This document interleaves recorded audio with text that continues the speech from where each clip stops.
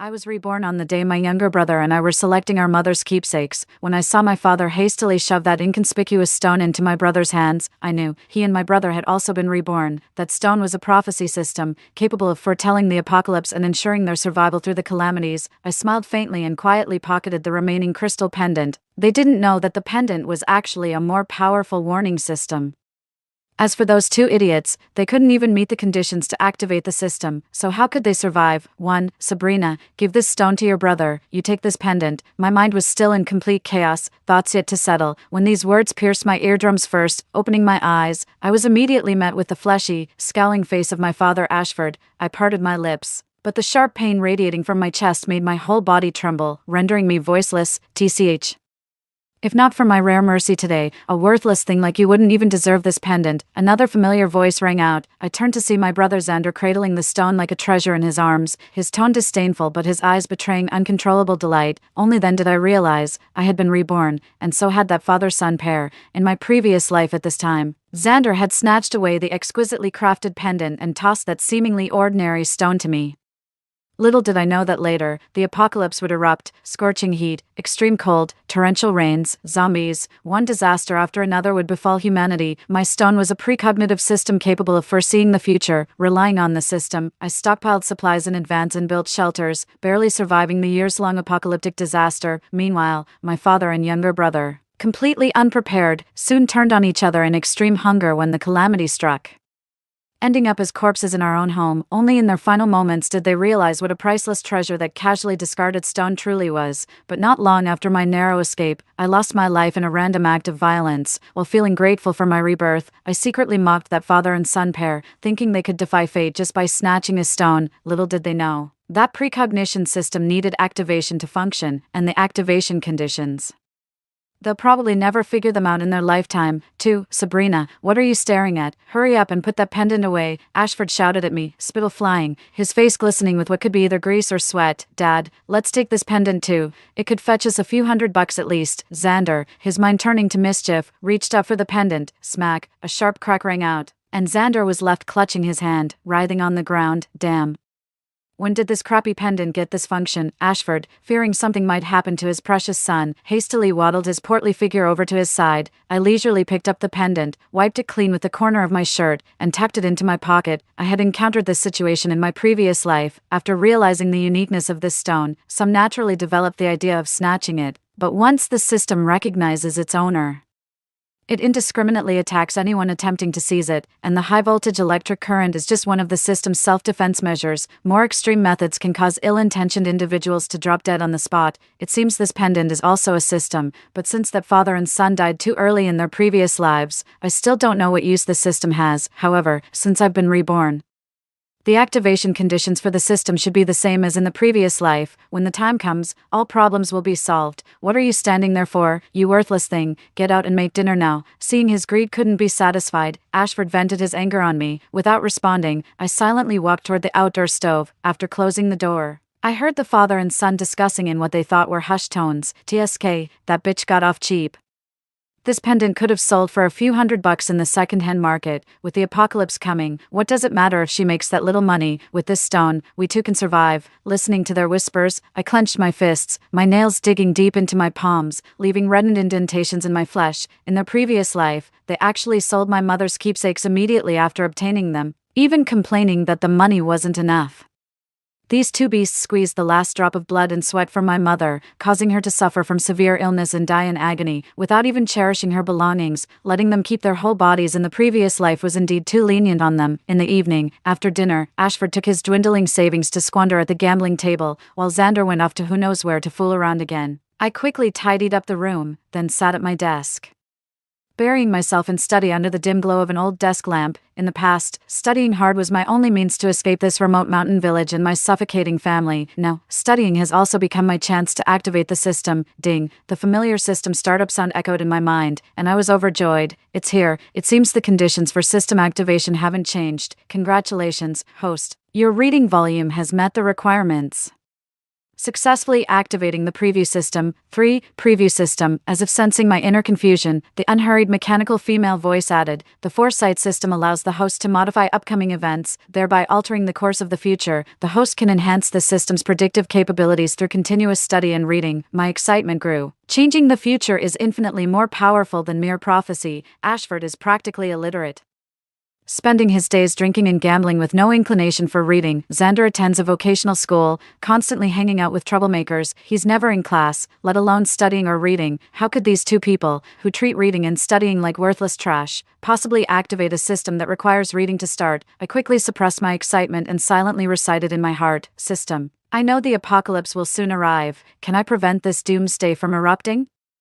Although I'd love to see that father and son perish directly in the apocalypse, I'd rather prevent the catastrophe and spare all of humanity from this calamity. As for them, I can take more targeted measures to exact my revenge. Host, this apocalypse is a calamity brought upon your world by the will of heaven, and I am powerless to change it. However, I can modify some settings to ensure you can protect yourself and even enjoy life after the apocalypse arrives. It seems the arrival of this divine catastrophe is inevitable, I thought regretfully. For now, I couldn't figure out how to maximize the use of this system, so I put it into hibernation mode and continued burying myself in studies. After an unknown amount of time, the front door was kicked open with a bang.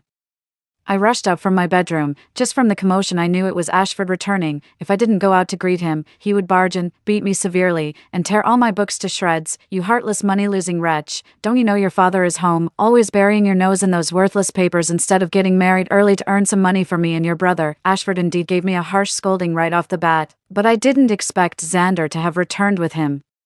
Thankfully, that kept him from pestering me further. After just a few curses, he collapsed onto the con and started smoking. I ignored him too, silently retreating to my bedroom. I had to catch an early bus back to school tomorrow, so I needed to rest up tonight. Closing the bedroom door and turning off the light, I lay in bed tossing and turning, sleepless not just because of my rebirth experience, but also due to the hushed discussions from the living room that those two thought were inaudible.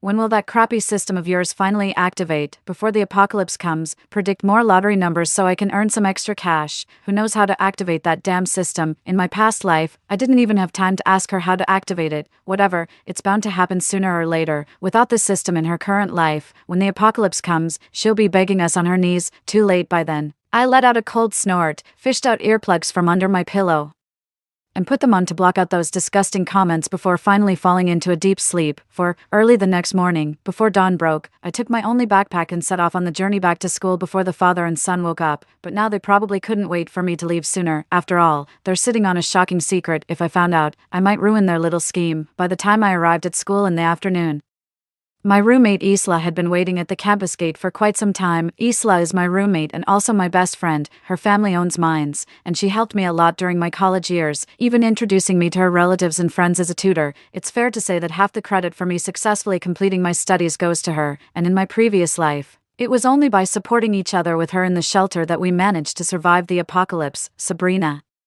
I've missed you so much. Isla rushed over as soon as we met, wrapping me in an air filled with high-end perfume. Let's go for a hot pot after you pack your things. My treat. After hesitating for a moment, I finally spoke to her. Isla, what I'm about to tell you next, you mustn't be afraid. Could it be that your father and younger brother are giving you trouble again? Not exactly, but it's even more terrifying than that. I gathered my thoughts before leaning in to whisper in her ear.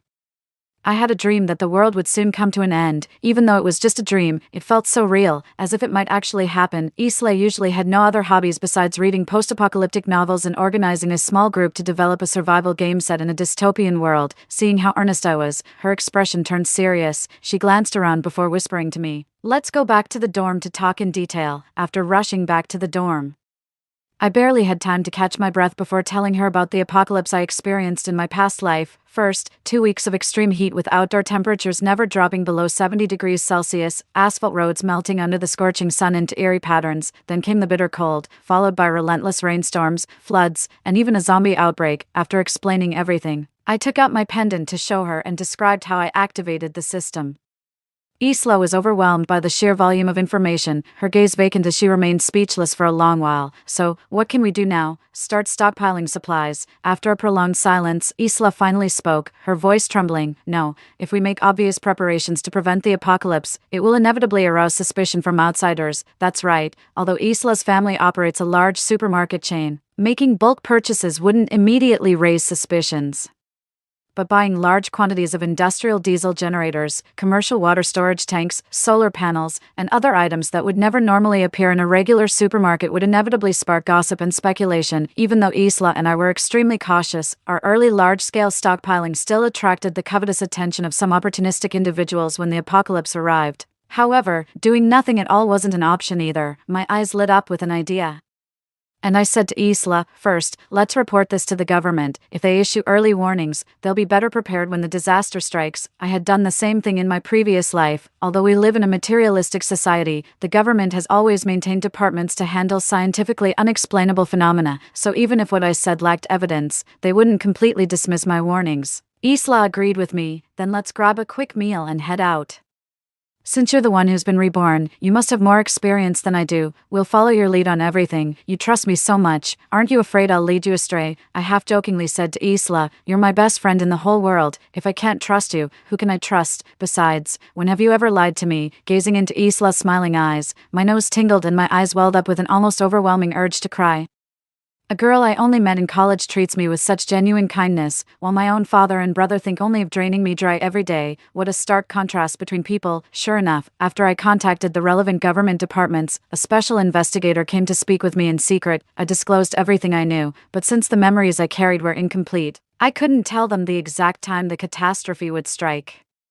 I don't think I'm the only one who foresaw the coming catastrophe. There must be others with ill intentions, hoarding supplies before the apocalypse to become tyrants in the post-apocalyptic world. I told the investigator before ending the conversation, I hope you'll focus on monitoring such individuals to prevent them from exploiting and harming others when society collapses. The investigator nodded at me and said, Miss, thank you very much for the information you've provided. If the apocalypse truly comes, you will have made a tremendous contribution to the nation's disaster response efforts. Please also take preventive measures as soon as possible to ensure your own safety when the time comes. Stepping out of the interview room, I let out a long sigh of relief. That's right. The certain individuals I just referred to were none other than Ashford and Xander. I know their character all too well, but no matter how brazen they are, under the control of the state and government, they'll have no choice but to behave. But how can I use this early warning system to prepare for the impending disaster? As I pondered, I opened my phone and saw an app icon on the screen. It was a mobile game called Apocalypse Arrival, developed by Isla and a group of friends interested in survival games. However, due to poor management and other reasons, the game studio disbanded early, and now only Isla persists in maintaining the game daily. Wait, an apocalypse survival game? That's exactly what I need. 5. Back in the dorm, Isla came over to me as usual, seeing me playing that game I hadn't opened in months. She asked curiously, what's gotten into you to fiddle with this game today? It's already the second semester of senior year, and only Isla and I remain in the dorm. The other roommates have moved out due to internships and such.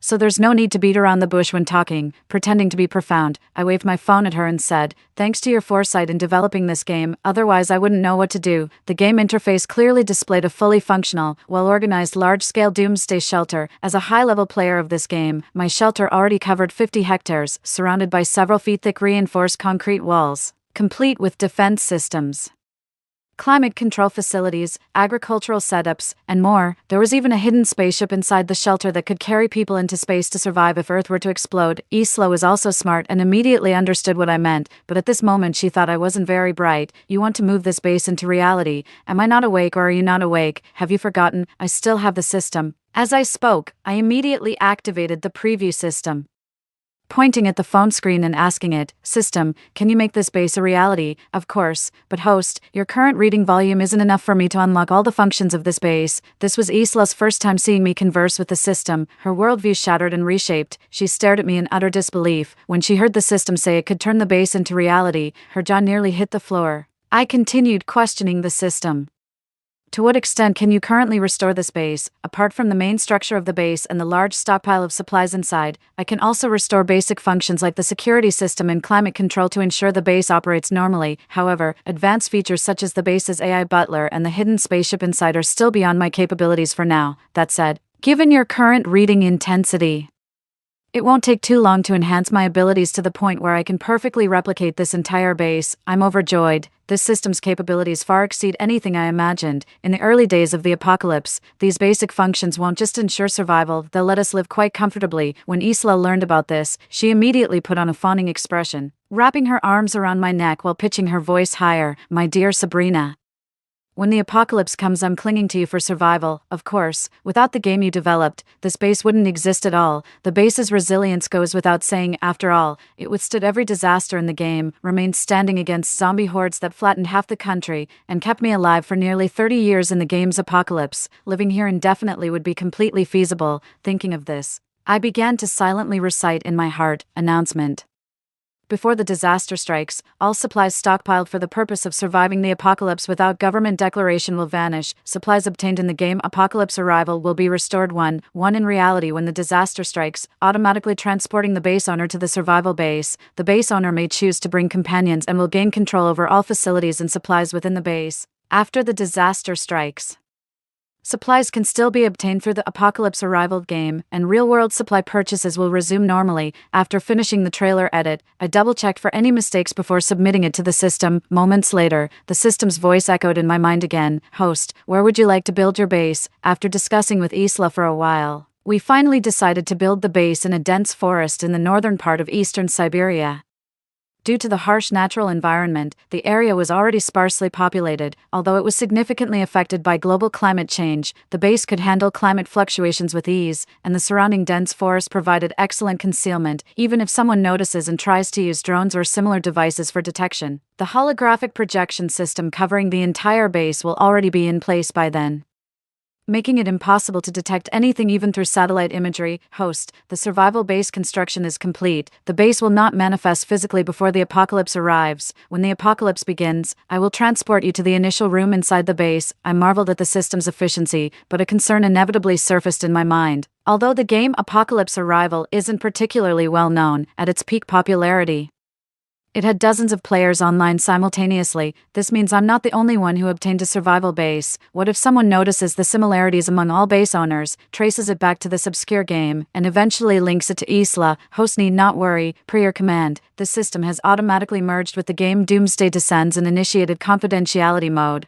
All traceable information about this game has now been erased. My God, with such a divine system in hand, how did Ashford and Xander live so pathetically in their previous life? With the heavy weight finally lifted from my heart, I suddenly realized I was completely exhausted. After a hasty wash, I collapsed into bed. 6. I slept exceptionally soundly this time, not waking until the sun was high in the sky. Isla had already bought breakfast for 2 and was sitting at the table playing with her phone.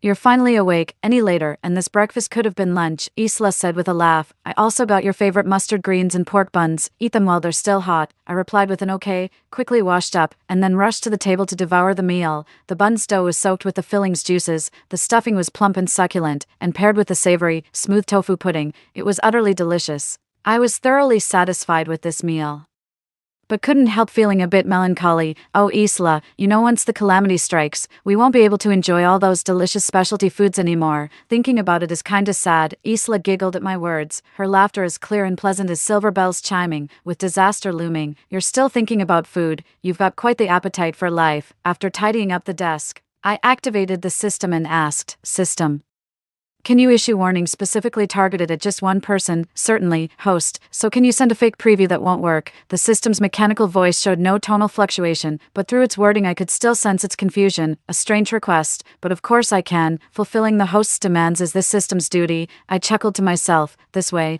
I can proceed with the plan I had in mind. I opened the monitoring app on my phone. A few years ago I installed a hidden camera in an inconspicuous spot at home. Originally, I wanted to check on mom's condition while at school, while also monitoring whether that father-son pair was bullying her. Plus, this was a high-end device Isla helped me purchase. Not only is the quality reliable with high-resolution footage, but it also comes with audio recording functionality. Over there, Ashford and Xander were as frantic as ants on a hot pan because the prophecy system showed no response for so long. Ashford's furious roar clearly came through the surveillance. Is that damn system even working? How come there's still no reaction after all these days? Xander, already on edge, grew even more impatient upon hearing this. All you do is rush me. The system needs startup time too. I specifically asked around. That woman in the previous life definitely had the prophecy system. In the previous life, aside from Isla, the only one in the village who knew about my system was Aurelia, who had always been kind to me, but Aurelia's gambling addict son found out about the help we gave her, and he immediately told Ashford. The father-son duo went digging around and eventually learned about my system. Hard to believe they still had the energy to investigate while starving half to death. My past life experiences served as a wake-up call.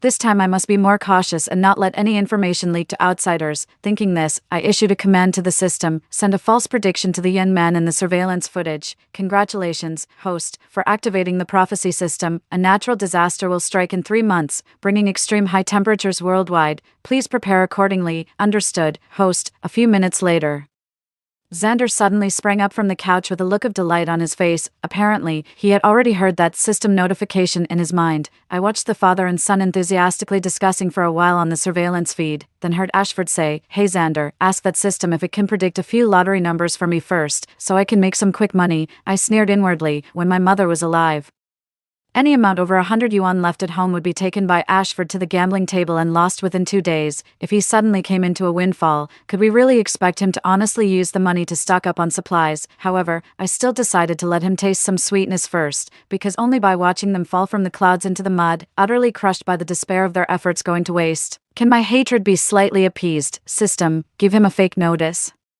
Go to the small shop north of the village 2 mornings later, and you'll find a lottery ticket on the stone steps in front of the door. That ticket will let the host win $1 million prize. Although this is a fake notice, the event itself is real. In the previous life, Aurelia's son found that lottery ticket and won the $5 million jackpot, but he squandered all the money in less than a month. Aurelia's tone was full of resentment when she told me about it. The news of Aurelia's family winning the lottery spread throughout the entire village, and Ashford was so angry that he grumbled about it at home every day. However, I suspect the father and son's reincarnated memories were incomplete, making them forget this long-cherished event. Sure enough, when Xander heard this prophecy, he immediately excitedly told Ashford. The room was instantly filled with boiling jubilation, even livelier than during New Year celebrations. I watched as the father and son jumped around the room for a while, like 2 monkeys performing antics to amuse the audience. Turning off the surveillance, I saw Isla returning from outside. "Isla, what did you go out for?" "I went to meet my friend to do the final maintenance on that game and issue the server shutdown notice. Registration will be officially closed starting tomorrow." Isla wiped the thin sweat from her forehead.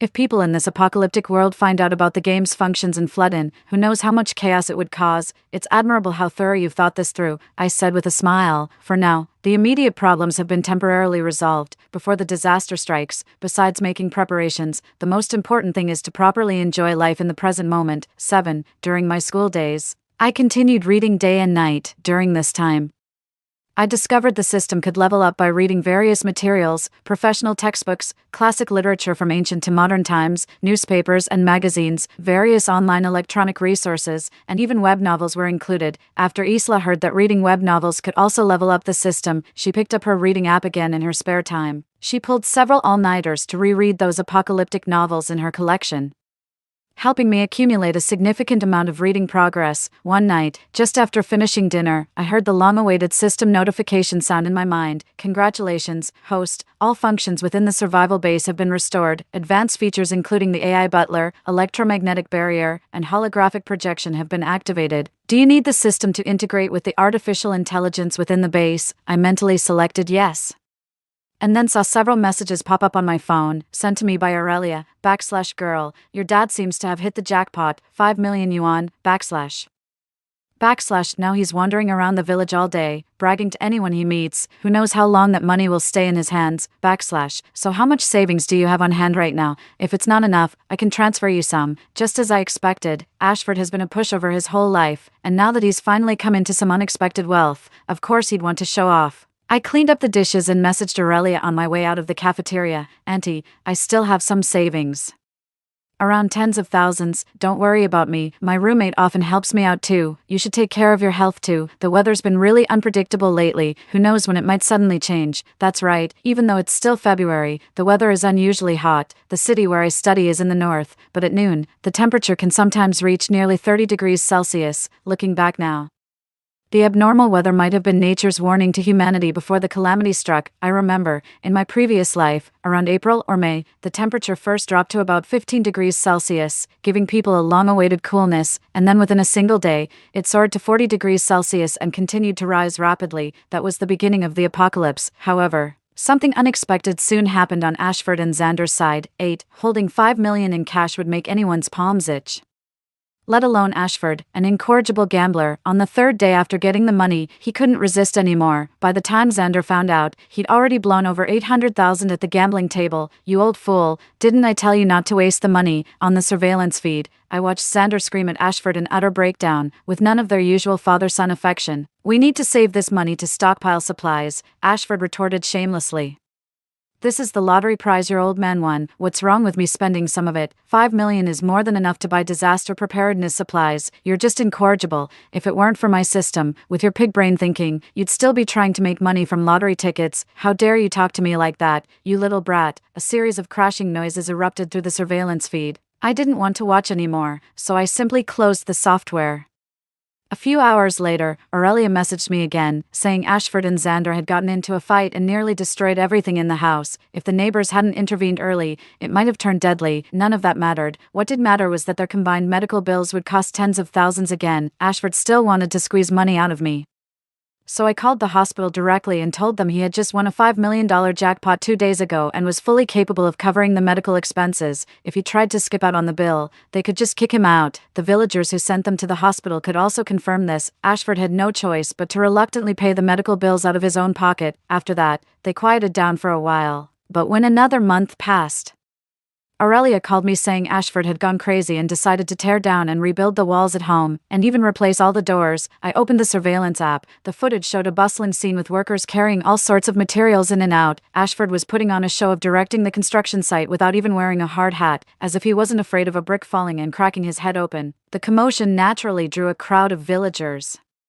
But Xander somehow rounded up a bunch of thugs, each looking fierce and menacing, who drove away the onlookers with bricks and crowbars. These two seemed like idiots, but who knew they actually had some brains. Thinking to renovate the house first, Isla leaned against me, also staring at my phone screen, munching on sunflower seeds with a crack-crack sound. Xander knows a lot of people. Probably one of his friends with a working brain gave him the idea. Xander also has a loose tongue.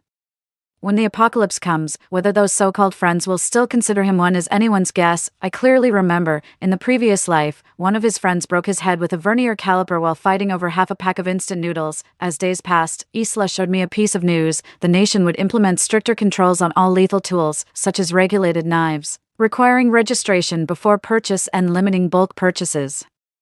Now there are only 9 days left until the disaster I predicted to Xander arrives, which aligns with the date I reported to the investigator. It seems the government has already started taking action. Sure enough, Xander came home dejected that evening, and Ashford scolded him again for returning empty-handed. All you know is to scold and complain. It's all because of this damn policy. Now I have to register just to buy a paper cutter on the street. Where am I supposed to get these 20 kitchen knives? Xander grumbled as he kicked off his shoes and collapsed onto the sofa. Those shoes were this year's new release from some international luxury brand. Looks like he bought them with that $5 million again. What's going on this time? There weren't so many restrictions last time. Didn't that damn girl have plenty of weapons stored in her room last time? Ignoring the confused discussion between the father and son, I began observing the situation inside the house through the surveillance. The front door had been replaced with a new anti-theft model. All windows were fitted with high-strength security grills. The walls used the latest heat insulation materials, and there was even a high-power diesel generator placed in the living room. The preparations seemed quite thorough, but unfortunately, when the disaster strikes, all these will come to nothing. 9. On the day before the so-called disaster strikes, Xander sent me a picture. The shelter built by that father and son was nearly complete, looking quite impressive with shelves full of various fruits and vegetables. There was even a brand new router placed in the room. Did they really think this would allow them to access the internet in the apocalypse? Along with it came several messages. Out of sheer familial pity, I'll grace you with this warning. I foresee the world ending tomorrow. Stock up now and you might cling to life a few more days.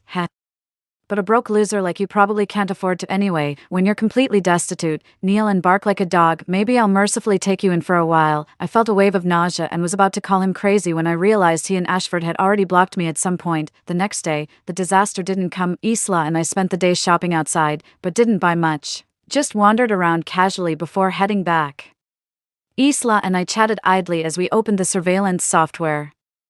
Before the screen even lit up, Ashford's cursing voice came through. Damn it, wasn't the disaster supposed to come today? Why hasn't there been any movement? The screen remained dark for a long time. I figured the items they bought must be blocking the camera, though the audio recording function wasn't affected. Ashford was still cursing when Xander's anxious voice suddenly rang out. I don't know either. The system clearly said it was today. Could it be that the calamity won't come after rebirth?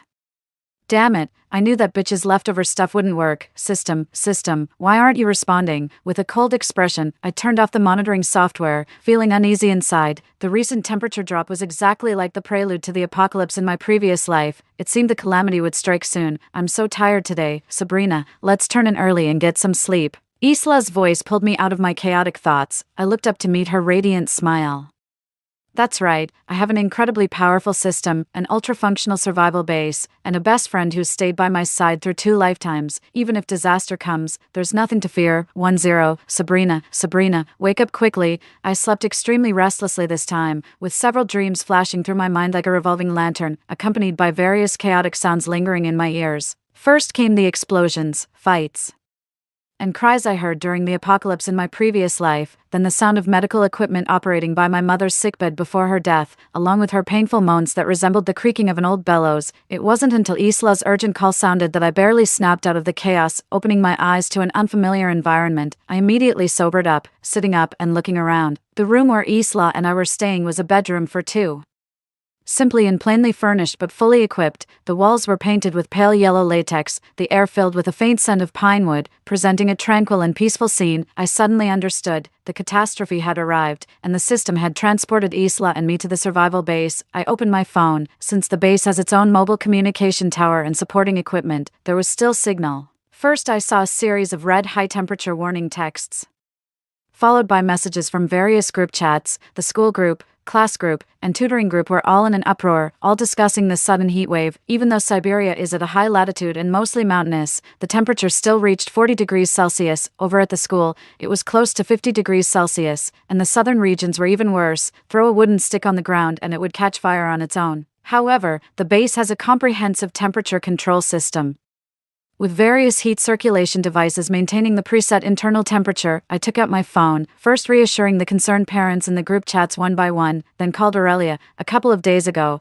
I spent my savings to send her to a major city hospital for a checkup, and they diagnosed her with stomach cancer. Fortunately, it was only in the early stages, so the chances of a cure were high. In her previous life, Aurelia didn't survive the apocalypse due to her worsening condition. This time, she'll receive more timely treatment, and the hospital will allocate more supplies. I just hope she'll be alright. After I hung up the phone, Isla also finished talking with her parents. We coincidentally both wanted to try the base's AI butler system. Activate the base control panel. I silently repeated this sentence in my mind, and the next second a light screen appeared before my eyes. To my surprise, the control panel looked exactly like the UI design from the game. Let me see. Security system, power system, climate control system, anti-surveillance system. I scanned through each item until I noticed an unfamiliar panel. System. What does this NPC setting system mean? Can I control the preset NPCs in the game? Yes. Host. Considering there are numerous NPCs in the game that assist with the base's normal operations, I've done my best to restore these NPCs as well. You can assign tasks to them just like in the game. They lack self-awareness, so they won't disobey your commands. Isla's face lit up with excitement, and she stammered in her enthusiasm. I was worried earlier about how just the 2 of us could manage such a large-scale base, but now it seems there's nothing to worry about at all. I felt much more at ease inside, and then smoothly began assigning them tasks. The top priority was to inspect and repair all facilities within the base, especially the power and water supply, then identify potential safety hazards. The base's autonomous production also needed to be launched. After completing all this, the outside suddenly became lively as NPCs filed out of their residences one after another to take up their respective work positions. I opened Weibo, where the trending searches were dominated by today's sudden abnormal high temperatures. I clicked on a video. The person filming was so unsteady from the extreme heat that the footage was not only out of focus but also severely shaky. Still, I could make out the sun in the sky. It appeared almost 10 times larger than before the apocalypse, its scorching rays making it impossible to look at directly. Although the sunlight outside was harsh, this base, apart from its thick walls, was entirely covered by a high-strength dome, effectively adding a sturdy protective shield to the base. The dome's interior features a holographic projection simulating blue skies and white clouds, even capable of mimicking weather changes to prevent psychological issues from staring at monotonous steel structures all day. I put down my phone and said to Isla, who was engrossed in scrolling, "Come on, let's go familiarize ourselves with the surroundings first." We first walked around the apartment we were currently in. It's a duplex with a fingerprint door lock. Fully equipped with all necessary facilities, water, electricity, and gas were functioning normally, but the fridge and cabinets were completely empty. Looks like we'll need to fetch some supplies from the warehouse. After confirming there were no issues in the apartment, I pulled up the system panel, registered both my and Isla's fingerprints in the door's fingerprint lock, then walked out of the apartment with her. I never had a clear concept of how large 50 hectares was until Isla and I stepped outside and were left speechless by the sight of the base stretching endlessly before us. After discussing with Isla, we decided to head to the storage warehouse first. 1-1. The base's storage warehouse was as large as 2 standard football fields. Half of it was a cold storage area for preserving fresh meat, fruits, and vegetables at low temperatures, while the other half was a climate-controlled warehouse with densely packed shelves filled with all kinds of supplies. Beyond staples like rice, flour, oil, and grains, there were beverages, snacks, dried fruits, instant meals, more varieties than even the large supermarket Isla's family ran. There were also emergency supplies like radiation suits, gas masks, cold weather gear, kayaks, and small diesel generators, giving us a fighting chance if the base ever completely shut down. Oh my god, when the apocalypse is over, can my family stock up from here? Isla walked past rows of dazzling shelves. Feeling utterly overwhelmed, I feel like I could live in this base until I die. Don't say things like that. We still have to wait for the apocalypse to end. I pulled Isla outside. There should be a hospital in the base. Let's go check it out. The hospital wasn't very large, a 4-story building with a specialized cold storage basement for medicines, but considering the base only had me and Isla besides various NPCs, and NPCs rarely malfunctioned, after all, as Isla said. If game NPCs were programmed to be too intelligent, the memory would explode. The hospital didn't need to be big. It was staffed with many doctor and nurse NPCs, capable of handling everything from colds and coughs to fractures and other injuries. The medicine reserves were ample too, enough to last the 2 of us for 50 years. Heh, they say when people reach a certain age, their instincts awaken. Normally, I feel at ease just seeing fully stocked supplies, let alone in this kind of abnormal situation. Isla and I strolled leisurely around the base as she laughed and spoke. Yeah, we were quite well prepared in our previous life, yet we still ended up living hand-to-mouth towards the end. I clutched my chest, feeling an unprecedented sense of security. By the way, how's your family doing? As you know, Sabrina, when people have money, they tend to overthink things. My family has made thorough preparations for the apocalypse.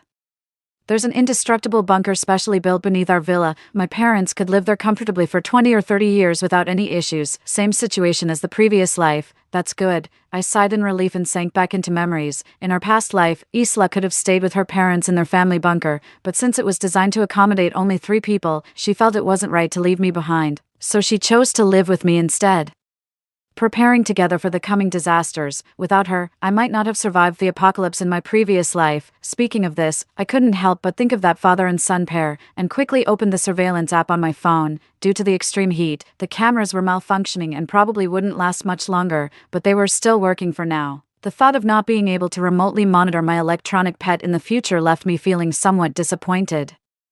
Unexpectedly, the house still maintained its post-renovation appearance. It seemed the construction materials used for the modifications weren't included in the system's procurement list, though the storage shelves in the living room were now completely empty. I glanced around, and all the supplies I could see were just 2 cans of beer, a takeout order of crayfish, and an unopened case of mineral water. Ashford was now pulling at Xander's clothes, hitting and cursing him.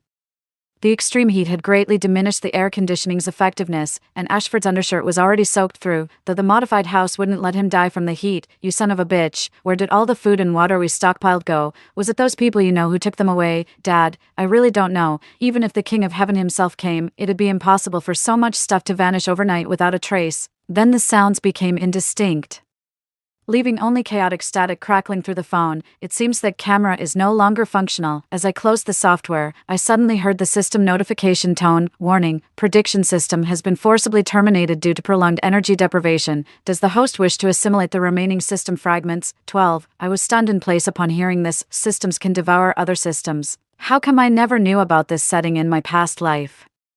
The system noticed my confusion and explained, there's also a law of the jungle among systems. We can enhance our abilities by devouring system fragments left behind when other systems are erased by the heavenly Tao. However, there are rules to devouring. Only higher level systems can consume lower level ones, or systems of the same level can devour each other, so you're higher level than this prediction system, right? What new functionality will you gain after devouring it, host? The functions I evolved depend entirely on your will. Once again marveling inwardly at my incredible luck, I mentally told the system, then can you help me monitor the situation with the original host of the prediction system? I enjoy watching the drama. Understood. Host, surveillance function activated. You may now access the monitoring feed through mental command. After sharing this with Isla, her face also showed astonishment. Your system's capabilities are this powerful. If it keeps consuming like this, couldn't this system eventually evolve into a super system capable of world-ending destruction? I shook my head. I don't want to destroy the world. I just want to see that father and son get the retribution they deserve, and then live a peaceful life. Before I knew it, it was already 1 p.m. Earlier I had asked the system and learned that I could instantly teleport to any desired location within the base, just like in a game. So Isla and I first went to the storage warehouse to get some things, then returned to the apartment, deciding to have lunch first. I busied myself at the stove while Isla, who knew nothing about cooking, helped with cleaning. Soon, my favorite fried meatballs and Isla's beloved cola chicken wings were served on the table. For a balanced meal, I also stir-fried some broccoli, with fragrant steamed rice as the staple. Sabrina, your cooking skills are as excellent as ever. I love you so much, Isla said between mouthfuls of rice, her words muffled, completely shedding the reserved demeanor of a wealthy young lady. I bit into a meatball, its crispy shell enveloping a rich, savory broth inside. The sweet and salty cola chicken wings paired perfectly with steamed rice, and when I occasionally grew tired of the flavors, I could nibble on some broccoli to cleanse my palate. In this post-apocalyptic world, enjoying such a steaming hot meal was an indescribable comfort. Just then, a message suddenly popped up on my phone. It turned out Xander had added me back at some point and sent a picture. The image showed him and Ashford with a self-heating hot pot they'd somehow gotten their hands on, complete with crayfish and beer, clearly enjoying themselves. Bitch, where are you struggling right now? Over here, we're feasting on hot pot and crayfish. If you beg me now, Dad, and I might just leave you some soup scraps. That same disgusting tone of a petty person gloating. I angrily replied, get lost, took a screenshot of the chat, and blocked him before he could respond. Though I don't know where these two got their hands on self-heating hot pot, given how this father-son pair burns through resources without working, it definitely won't last long. After lunch, the system sent over the NPC's work reports from the morning. Fortunately, all facilities within the base are operating normally, and even if problems arise, there are nearly 100 maintenance worker NPCs I pre-programmed with various specialties ready to perform emergency repairs. However, I didn't expect that this apocalypse would be far more complicated than I had imagined. 1-3. Exhausted from the day, Isla and I took a hot bath and went straight to sleep that night. The next morning, I was awakened by Isla's exclamation. Seeing me wake up, Isla quickly covered her mouth, then handed me her phone from the top bunk, the screen displaying a shocking news headline, Global Temperatures Plunge, reaching as low as -80 degrees Celsius. The headline instantly snapped me awake, and I instinctively grabbed my own phone with my other hand, before we could finish scrolling through yesterday's high temperature warnings. Today's cold wave alerts started popping up one after another, with the temperature difference between the 2 days reaching nearly 200 degrees Celsius at its maximum. What's going on? In my previous life, the high temperature weather clearly lasted for several weeks before turning into extreme cold. Just as I was stunned with disbelief, the system notification sound in my mind also rang out. Host, due to significant deviations in this world's survival conditions, the natural disasters decreed by the heavenly Tao have also undergone changes. Could it be because of these inexplicably appearing survival bases? Possibly. Data shows there are now 68 survival bases that have materialized globally due to the forewarning ability. It seems the heavenly Tao noticed humans got cheats, so it decided to crank up the difficulty. Such extreme temperature variations pose significant challenges to all types of structures. Fortunately, the base's outer walls use the highest quality materials, not only strong but also corrosion resistant and insulating. Thinking of this, I wanted to check on the father and son again, so I called Isla and opened the surveillance feed. The room was in complete disarray. The window panes had all shattered, scattering glass across the floor. The seemingly indestructible concrete walls bore several alarming cracks from the extreme temperature fluctuations. Ashford and Xander had wrapped themselves in every thick quilt they could find, huddling together on the living room sofa, yet even that couldn't block the howling wind rushing into the room. Dad, what kind of construction crew did you hire? How come our shelter can't even last a single day? Xander's teeth chattered, each word feeling like moisture was freezing on his tongue. How was I supposed to know? This disaster isn't anything like the prophecies said. Weren't the high temperatures supposed to last for weeks? Ashford struggled to squeeze his bulky frame entirely under the quilt, proving that even his accumulated fat wasn't helping against the cold. I know exactly why their shelter was scrapped so quickly. Ashford went back on his word, promising the construction team a certain payment but only delivering half when it came time to pay, when the contractor tried to demand an explanation. He was threatened by Xander and his gang of thugs. Well, if they refuse to pay properly, they can't blame the construction team for cutting corners. Isla, how about we have hot pot for lunch today? Watching the father and son shivering miserably in the cold, I felt a mix of schadenfreude and an inexplicable chill creeping over me. Sure, but hot pot tastes best when it's cold outside. Hey Sabrina, why don't you lower the temperature a bit? I happen to be thinking the same thing. So I set the thermostat to a constant 10 degrees Celsius, then went with Isla to the warehouse to get the ingredients and broth for the hot pot. I handled the tricky ingredients like meat and seafood, while Isla took care of washing vegetables and juicing fruits. In no time, we had everything ready for hot pot. The red oil base melted into the boiling water, releasing the aromatic blend of spices and chili peppers as bubbles burst, quickly filling the room with a cozy warmth. Isla played our favorite TV series on her tablet, with the table laden with an array of ingredients. I snapped a few photos with my phone and sent them to Xander. The reply was slow in coming. I guessed his phone must have automatically shut down from the extreme cold over there, and the frigid temperatures were likely affecting the network connection too. It wasn't until I was sweating profusely from eating and had taken off my coat that a few intermittent voice messages finally came through. I opened the messages, and as expected, they were filled with unspeakable vulgarities. How dare you? Dad and I are freezing at home while you're feasting on hot pot. Is there no justice left in this world? Just you wait, Sabrina, enjoying yourself all alone. I'll find someone to drag you out sooner or later. At this moment, Xander felt more astonishment than anger. Astonishment at how I could survive in such a harsh apocalyptic environment and even enjoy a steaming hot pot. Isla heard Xander's insults toward me and was so furious she was about to tear into him, but I stopped her with a gesture. There was no need to be angry at someone about to freeze to death. Drag me out. Try finding me first. I ignored him, switched my phone to airplane mode, and downed the glass of ice-cold cola beside me in one gulp. 1-4. The extreme cold spell lasted for 3 days this time, whether due to my report or other reasons. The government responded much faster than in the previous timeline, implementing more practical and effective measures. At least so far, society hasn't completely shut down. After the extreme cold, the world plunged into scorching heat waves. Although the melting snow caused severe urban flooding at one point, the water quickly evaporated under the relentless sun, just as the extreme cold weather ended.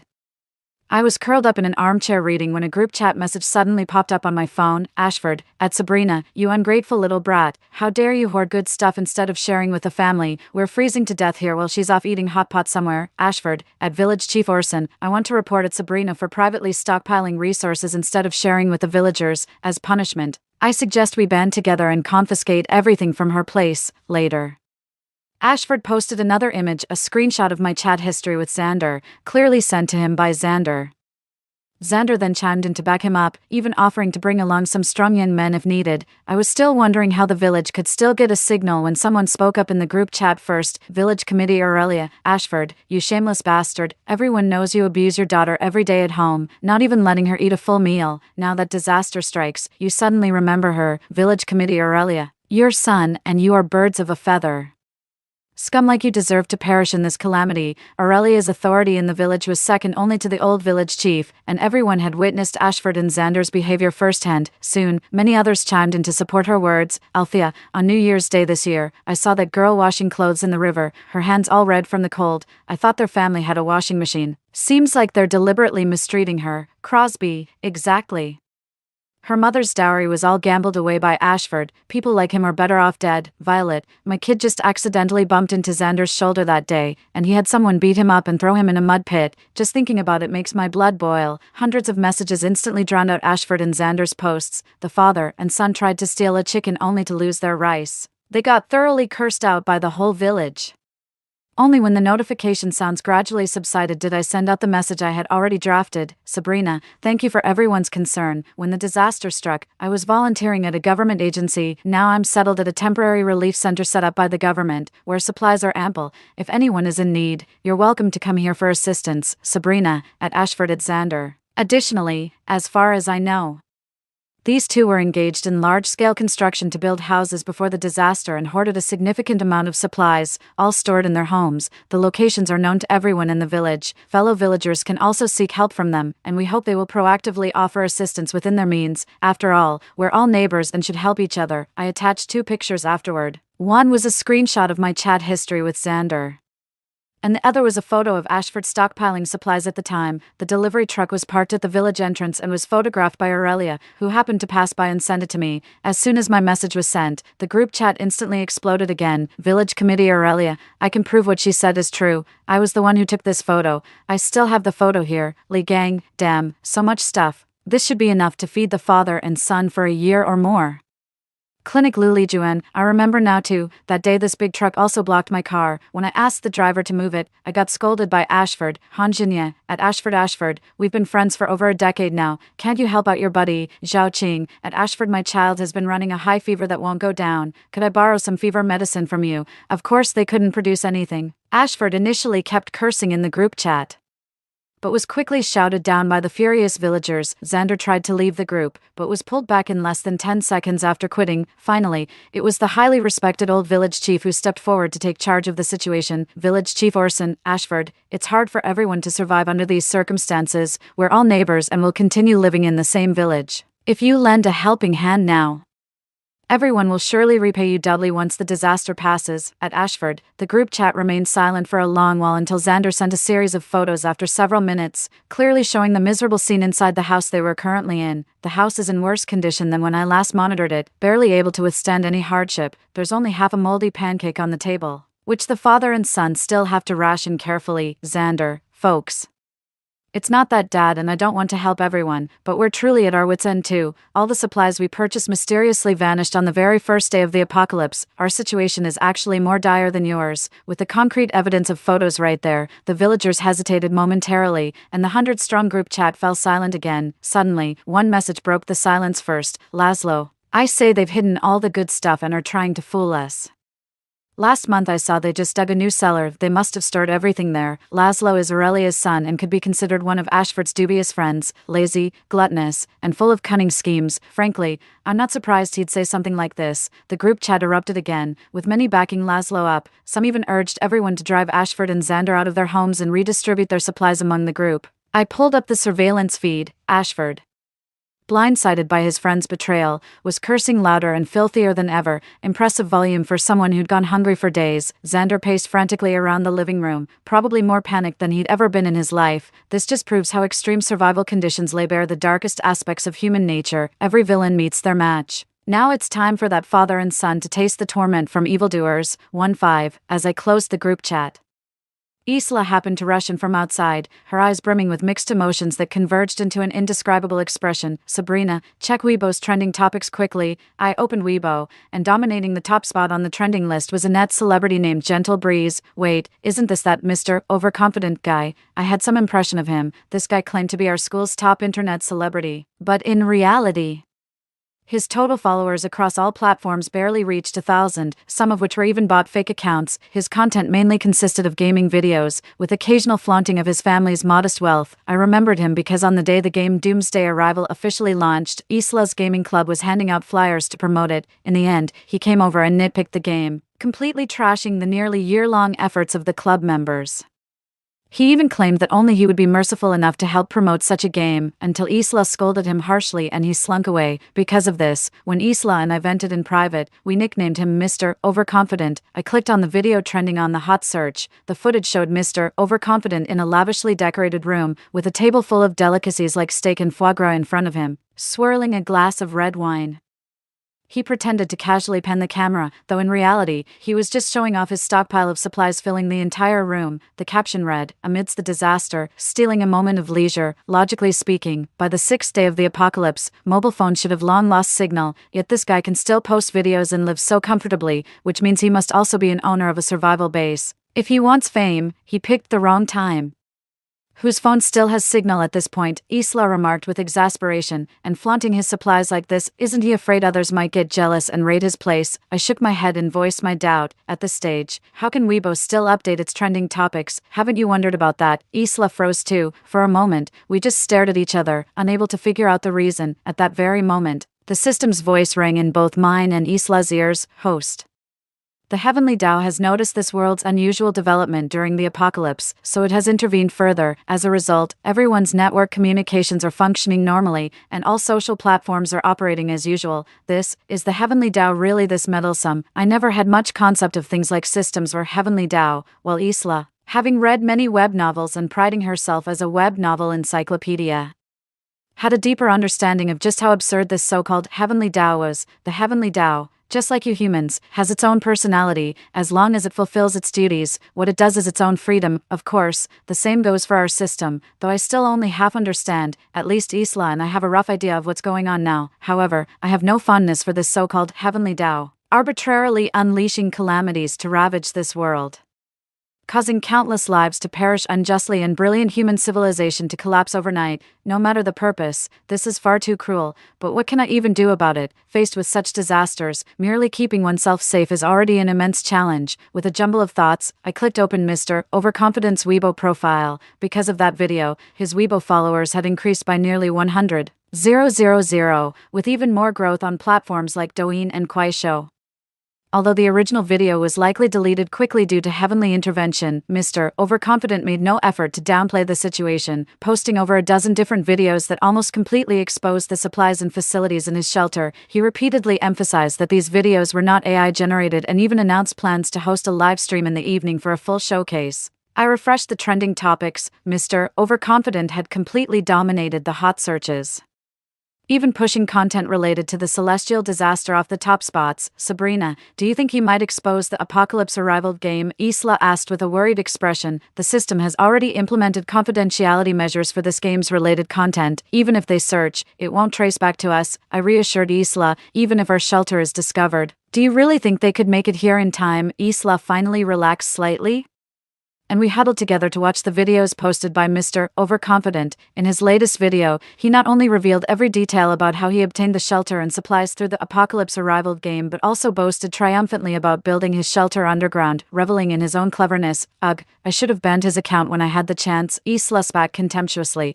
If he were truly smart, he wouldn't have revealed all his information. I patted Isla's back, signaling her not to be angry. Right now he's become everyone's target. Those starving people in this apocalyptic world would dig 3 feet underground to find him. At that moment, my stomach growled loudly, and both Isla and I realized it was already lunchtime. Almost forgot, there's spare ribs stewing in the pot. The rich meaty aroma made one's mouth water. The spare ribs and radish had been stewed so tender in the pressure cooker they nearly melted into the broth. Isla volunteered to prepare 2 cold dishes. She's learned quite a few cooking techniques from me these past few days, and today was the perfect opportunity to showcase her skills. I picked up a strand of seaweed with my chopsticks and tasted it. This is much better than what you made last time. The only minor issue is that you added a bit too much vinegar. Isla laughed, her upturned lips forming 2 dimples on her cheeks.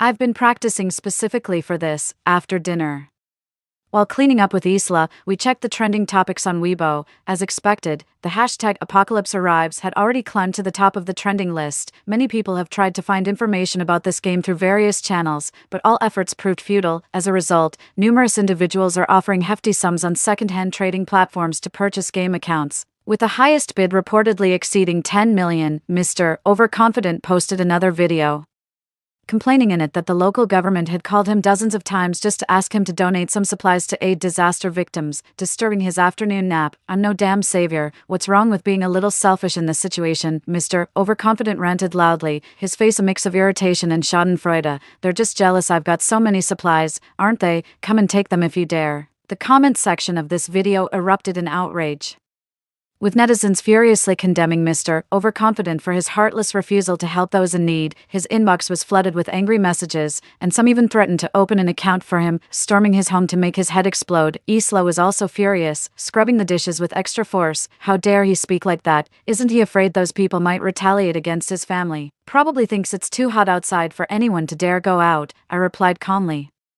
I'd already encountered 2 people even more foolish and infuriating than this arrogant guy, but in this situation, who can say whether tomorrow or disaster will come first? 1-6. The next day, all of Pushinji's accounts were banned, but resourceful netizens managed to uncover his alternate accounts. Some even located his family's residence, threatening to smash their shelter door if he didn't share the supplies. Yet Pushinga continued to play dead, not even answering his family's calls. Under normal circumstances, such doxing behavior not only violates the law but also faces moral condemnation, but in the post-apocalyptic world where social order has collapsed, no one would bother with such matters anymore. Even more, the netizen who threatened to smash down others' doors was hailed as a champion of justice by some. Gaining quite a following. Sabrina, would you donate these supplies to the government? When these messages popped up, Isla and I were standing in the base's warehouse. The inventory in this warehouse is at least 10 times more than what that overconfident guy has. The two of us couldn't exhaust it in our entire lifetimes. Even if I wanted to donate, sending people to our base's remote location would require tremendous effort. I gazed at the 3-meter-high shelves before me, pondered for a moment, and said, I think if the supplies in this base aren't reclaimed by the system after the apocalypse, I'll donate them to the government to contribute to the nation's post-disaster reconstruction. I couldn't have completed my 4-year university education without government assistance, and this is the best way I can think of to give back to my country and society under these circumstances. Sabrina truly lives up to being the top academic genius of our Marxism school. Her vision is far greater than that overconfident guy's, I said with a bitter smile. Don't flatter me. Forget about the Horse Academy right now. It's uncertain whether our entire school will even survive. The extreme heat persisted for some time. These days, aside from reading, I passed the time by observing Ashford and Xander through the surveillance cameras. They're now barely surviving by stealing supplies from people's homes at night. Once they got caught stealing from Uncle Lee's house, since nighttime temperatures were more bearable, Uncle Lee and his 2 sons actually chased them all the way from the east end of the village to the west end. Xander had his leg broken during the incident and still can't get out of bed. I couldn't help but chuckle to myself as I munched on popcorn, watching the father and son's awkward predicament. On the 10th day of the calamity, the extreme heat ended, and torrential rains instantly swept across the globe. Compared to extreme heat waves and terrifying cold spells, the rain disaster sounds frightening, but at least the external temperatures remain relatively normal. Before the floods become too severe, people can even attempt to venture out for supplies or head to government relief stations, while authorities race against time to conduct rescue operations. However, it worked out conveniently for Ashford and Xander. My hometown village is located halfway up the mountain at about 500 meters above sea level, so the floodwaters from the heavy rains won't reach them anytime soon. To prevent myself from becoming numb in this apocalyptic world, aside from reading books and scrolling through my phone, Isla and I find various ways to pass the time. Occasionally, I also check the surveillance to see how that father and son are doing. Ashford, who's always been lazy and gluttonous, used to order Xander around to find food, but now, Xander can't even get out of bed, and his injured leg risks infection due to improper treatment, forcing Ashford to reluctantly go out himself. Moreover, after being exposed for stealing from others, he's now a wanted man in the village and can only scavenge for food in trash piles, competing with stray dogs under the cover of night. Even in such a miserable state, Ashford still finds time to harass me,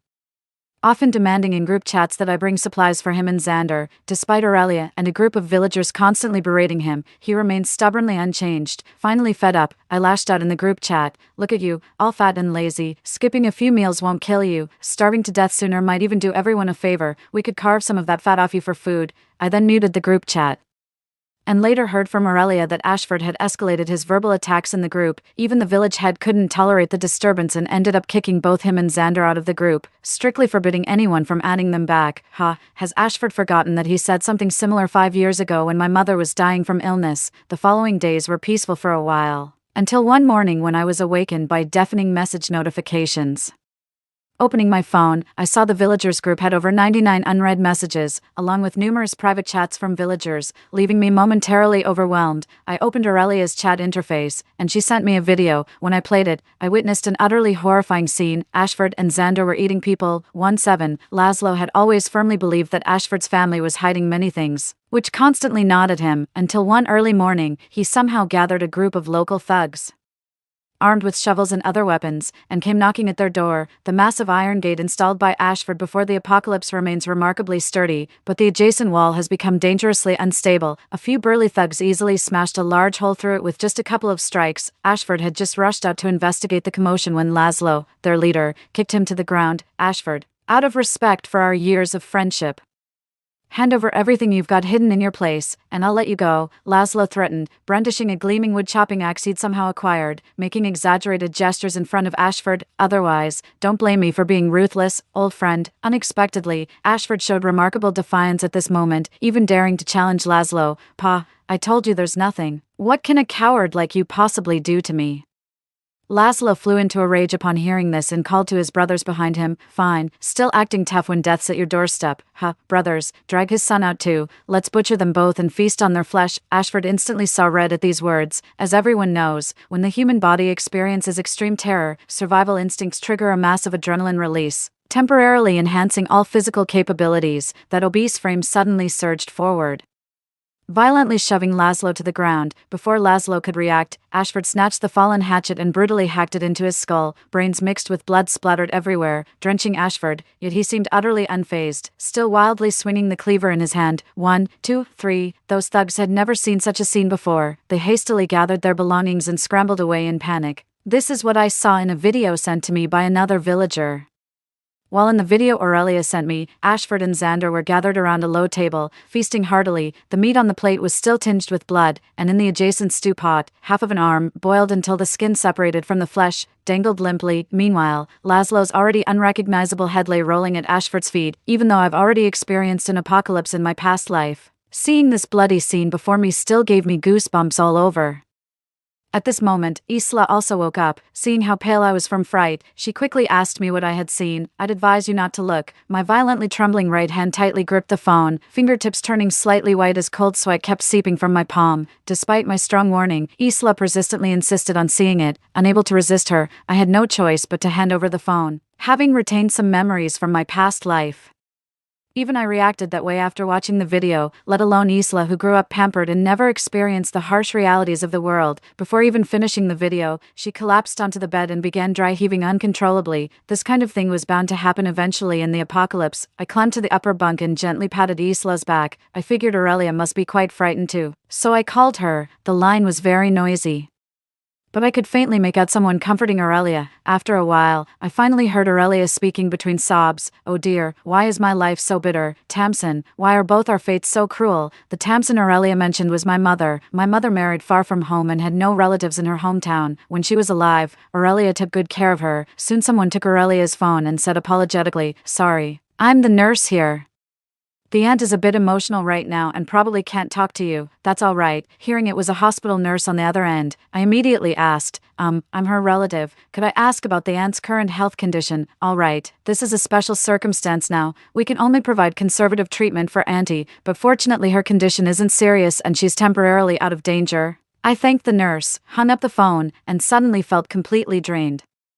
Collapsing onto the bed face up, Isla and I lay on the same bed, back to back, scrolling through our phones for a while, plunging the room into an eerie silence. After who knows how long, Isla nudged my back with her elbow, her voice full of astonishment. "Sabrina, that arrogant guy got into trouble." 1-8. Before I could even process what was happening, I stiffly turned around to find Isla's phone practically pressed against my face, revealing the video on the screen. In the video, the overconfident guy lay in a pool of blood, his body barely intact. A large hole had been blasted through the nearby reinforced concrete wall, with people continuously carrying various supplies through it. Those who passed by his corpse either cast disdainful glances or outright kicked it in anger. From the post accompanying the video, Isla and I learned the full story behind the incident. On the very evening when Mr. Overconfident provoked public outrage, someone managed to locate the approximate position of his survival base using his IP address and the geotags from those Weibo posts. A group of people then spontaneously organized and followed the clues to find the entrance to Mr. Overconfident's survival base. The entrance to the base was a reinforced steel door as strong as a bank vault, making it impossible for the group to break through with their weapons. At that moment, one of them came up with an idea. Since the entire base was underground, they sabotaged the ventilation system and deployed stink bombs into the base through an air vent. Before long, Mr. Overconfident, driven out by the unbearable stench, was forced to open the base door, but before he could escape, the crowd rushed at him, attacking him with all kinds of weapons. It didn't take long before Mr. Overconfident was beaten to death. The large hole blasted into the outer wall was made using the rocket launcher found inside his base.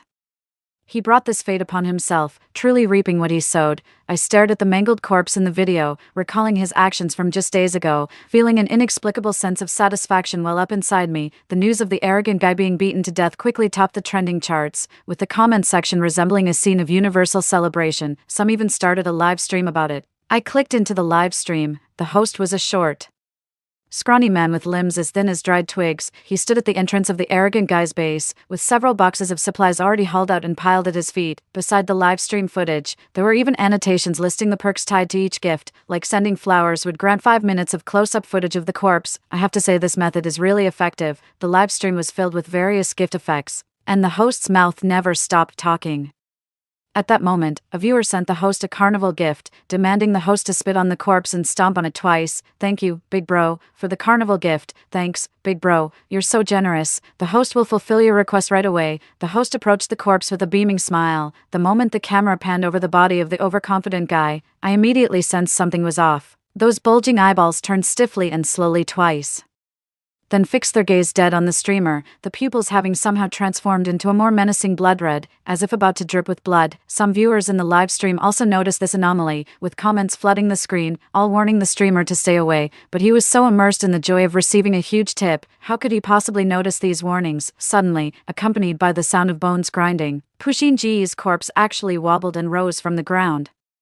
Before the streamer could react, the suddenly resurrected overconfident guy pounced and pinned them to the ground. Everyone was stunned by this sudden turn of events, but I knew the zombie apocalypse had arrived. 1-9, not just the live audience, but everyone gathered on site was thrown into chaos by this unexpected development, because the streamer's phone fell to the ground, Isla, and I couldn't see what was happening over there. But listening to the continuous screams and cries coming from the live stream, we could still imagine the horrific scene, and couldn't help but get goosebumps all over. Isla and I simultaneously exited the live stream. These days, I've been arranging for NPCs to inspect all the facilities in the base daily, so there shouldn't be any issues. Plus, the Siberian region is sparsely populated, so the zombie outbreak won't reach us for a while, with the cautionary tale of Brother Pushin. Others who have survival bases wouldn't dare to show themselves for now. Recalling Brother Pushin's gruesome death, an uncontrollable chill rose from the soles of my feet. Who knows how long they can hold out? Isla curled her lips. In the end, that arrogant guy was just done in by his own stupidity. I doubt many of the remaining players would be as foolish as him. Let's hope so. I remember, in my past life, the zombie outbreak was the final phase of the calamity, but I have no idea if that heaven's will might suddenly change the course of the disaster's progression. Regardless, the sooner this calamity ends, the better. In the days that followed, at least nothing eventful happened between Isla and me here. Isla's cooking skills improved day by day, progressing from initially being too afraid to even light the stove to being able to stir-fry a few simple dishes on her own. Isla also taught me how to play chess and dance. Now we do aerobics exercises together at the base every day to stay fit. As for Aurelia's situation, since the hospital was prioritized as a safe zone with military forces stationed tightly around the perimeter, it remained secure for the time being. She actively cooperated with the treatment at the hospital, and her condition improved significantly. At least she wouldn't suffer a painful death like in the previous life. In fact, she can now actively help other patients in more severe conditions. Though busy every day, she finds joy in it. Perhaps because I have more time for idle thoughts these days, I've been dreaming increasingly more. At first, the dreams were fragmented snippets I could barely recall, only knowing I'd wake each morning to a damp pillow and swollen eyes, evidence I must have cried. Later, my dreams grew clearer. I dreamed of my mother carrying Yunmi across the field ridges, with seas of rapeseed flowers stretching on both sides. I dreamed of her holding me and softly singing a lullaby, while the shattering of liquor bottles and men's angry shouts outside remained piercing, yet I could still fall into deep slumber. I dreamed of my mother scolding Xander, who had just overturned my rice bowl, though she would be brutally beaten by Ashford afterward. I dreamed of myself clinging to Ashford's leg, crying and begging him not to gamble away the life-saving money donated by villagers for my mother, only to be kicked to the ground. "Sabrina, what's wrong? I heard you crying so intensely last night," Isla asked with concern while applying eye drops for me. "Is something troubling you recently?" With my eyes closed, I reached up to cover Isla's hand, my words still choked with sobs. "I dreamed about my mom last night. In the dream, she was terribly ill, vomiting blood non-stop. Yet her phone kept ringing incessantly. Ashford was demanding more money from her. Creditors were pressing hard for repayment. Xander was also asking her for money to buy the latest gaming console." Isla fell silent, and after a long pause, she slowly said, "It's my fault for meeting you too late, otherwise I could have helped your mother." "It's not your fault, Isla. You've already helped me so much over these past 4 years. I reached out with my other hand, tentatively touching Isla's cheek. "I'm really grateful to you." After that, neither of us spoke. 5 minutes later, I opened my eyes and had the system pull up the surveillance feed. Come to think of it, I hadn't seen Ashford and Xander for 3 or 4 days, and somehow, I even missed them a little. In the frame, Xander kneels before a man, covered in blood and filth, looking utterly disheveled. The man opposite him has a dragon tattoo on half his arm, with bulging muscles all over. Surrounded by a group of people who look like thugs. I've seen those people before. They're all the unsavory friends Xander met outside. I've often seen Xander parading around with this bunch, fooling around everywhere, seemingly on good terms with them. Unfortunately, in the apocalypse, these so-called friends he befriended are precisely the most unreliable. I guess he and Ashford probably couldn't survive in the village and came to seek refuge with these friends. I thought I could freeload and even steal their supplies here, but now I'm in too deep to get out. Xander, we've given you chances, but you haven't brought back any supplies these days. Don't blame us for turning against you now. The leader's eyes gleamed with malice as he scraped his machete gratingly against the concrete floor. So, will you leave on your own, or end up like your old man as rations for the boys? What happened? Ashford's dead.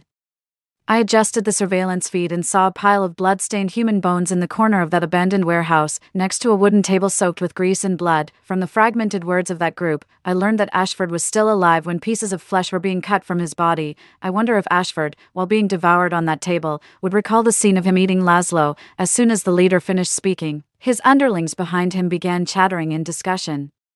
Boss, his father had so much fat that it not only tasted bad but also stuck to the teeth, but this kid looks lean, probably tastes a bit better than his dad. TSK, maybe he'd get stuck between your teeth when eaten. Hurry up, boss, I haven't eaten anything in 2 days. As mentioned before, people can best unleash their physical potential when nervous. Whether it was a flash of inspiration or finally figuring things out after all this time, he suddenly started shouting loudly, wait, I remember now.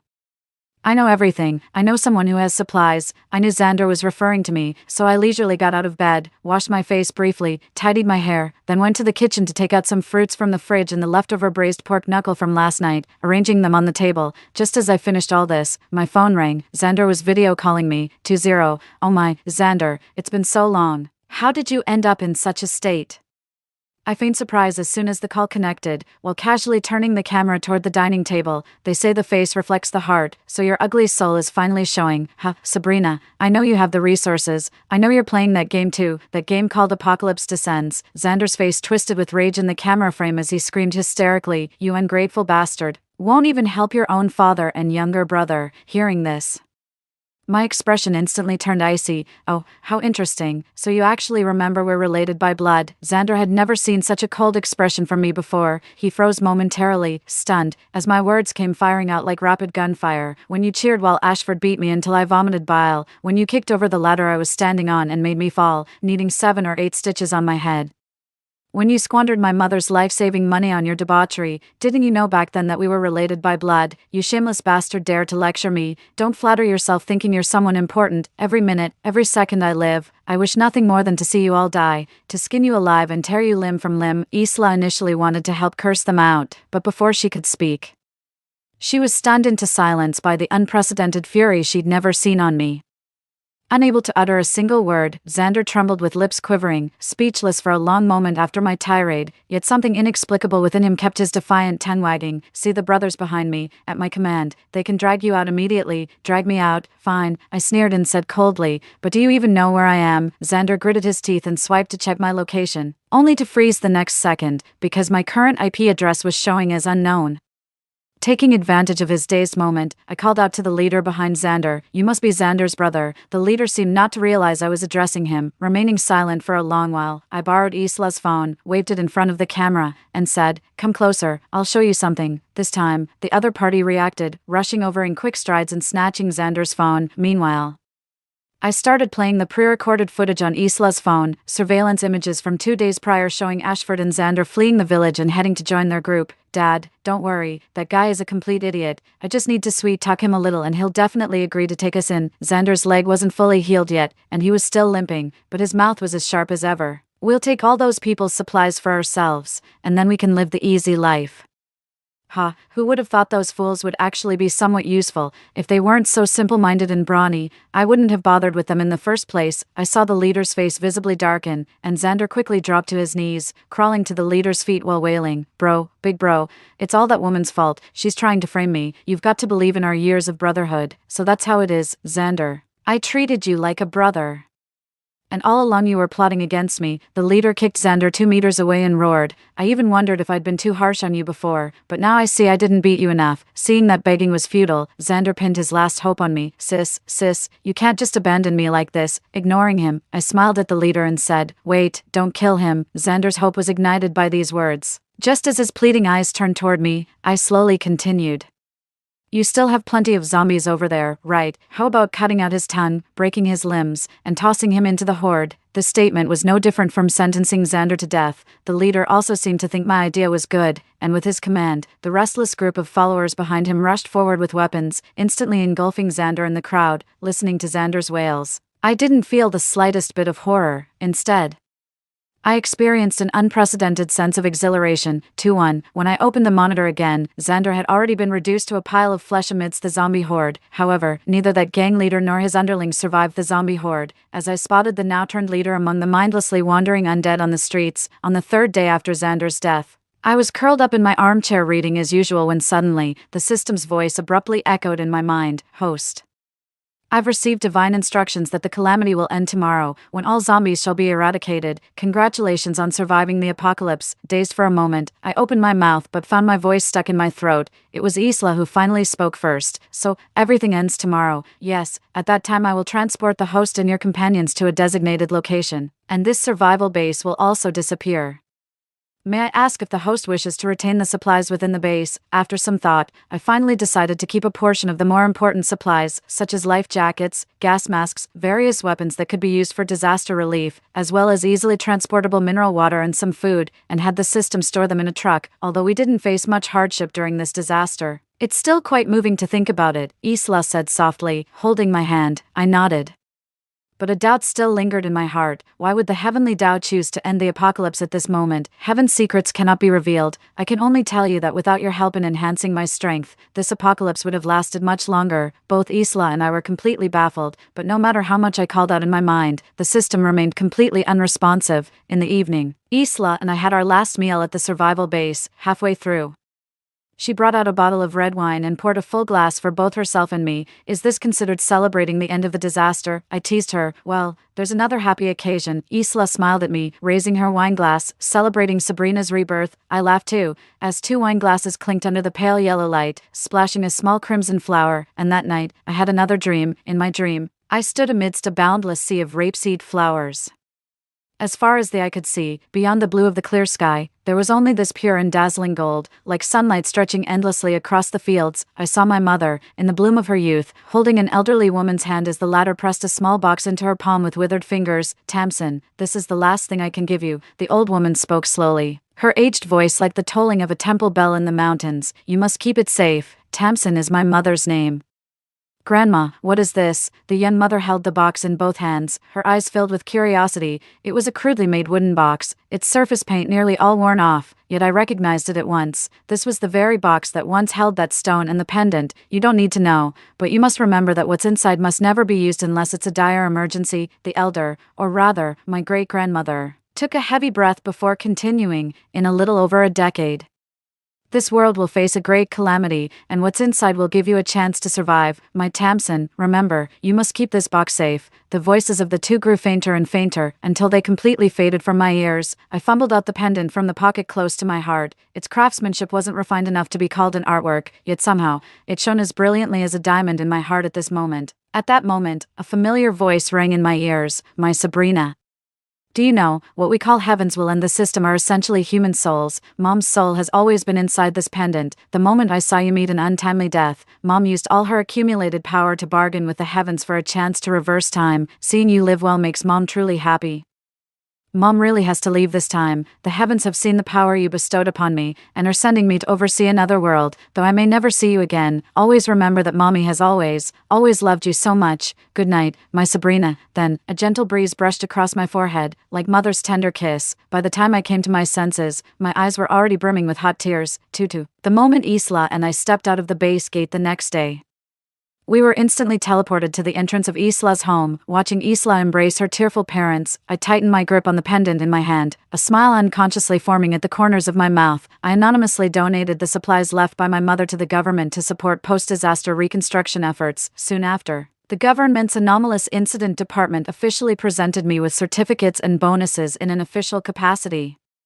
The information I had provided in advance, though somewhat deviated, still served as valuable reference material for disaster relief efforts. The next day, I learned from radio news reports that the police had apprehended a suspect attempting to attack disaster victims in a shelter, the very same shelter where I had died in my previous life. I went to visit Aurelia, who is now in good spirits and has made many friends at the hospital. I stayed at the hospital as a volunteer, while Isla helped at the supply distribution point set up by their family's supermarket. We were both doing our part to restore social order after the apocalypse. The golden red morning glow at the horizon reflects in my eyes. I wipe the sweat from my face and smile brightly. Sabrina, this is the name my mother gave me. The dawn that belongs to me, Sabrina, is now rising steadily. Story 2. I crouched in the elevator shaft, my eyes fixed on the bag of bread in the corridor.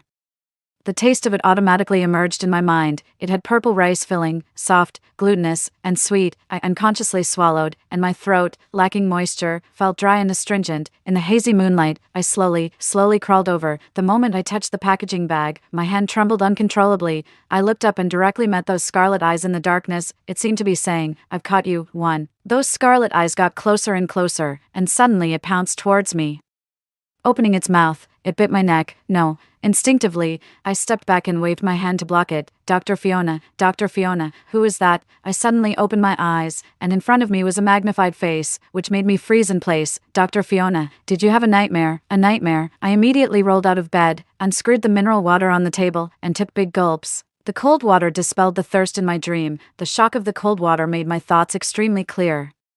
No, it wasn't. How could it be a dream? The smell of blood at the tip of my nose seemed to still be there. Those monsters drank human blood and ate human flesh, wandering the streets day and night in search of prey. I took out my phone and checked. It was 5:37 a.m. on February 1st. I had returned to 7 days before the zombie outbreak. 2. Dr. Fiona, have you been too tired recently? The intern Bella looked at me worriedly. I came back to my senses, gave her a cold glance, picked up my coat, and left the duty room. In my previous life, it was this pretty face that looked so innocent and kind. For the remaining half bucket of water, she pushed me into the corridor full of zombies. If I hadn't reacted quickly and climbed into the elevator shaft in the corridor with a maintenance sign hanging on it, I would have been killed by the zombies long ago. Although the final outcome was still the same, however, she shouldn't have done it, at least not like that. The cold wind blew, and I tightened my coat, quickly walking out of the hospital gate. Time was pressing. I couldn't waste time squabbling with her. I got into the car and turned on the air conditioner. Only then did I feel a bit of warmth in my cold hands and feet. Crouching in the seat, I carefully recalled what had happened during the half-month of the zombie outbreak. I took out my notebook, wrote it down, and extracted the useful information. At noon on February 8th,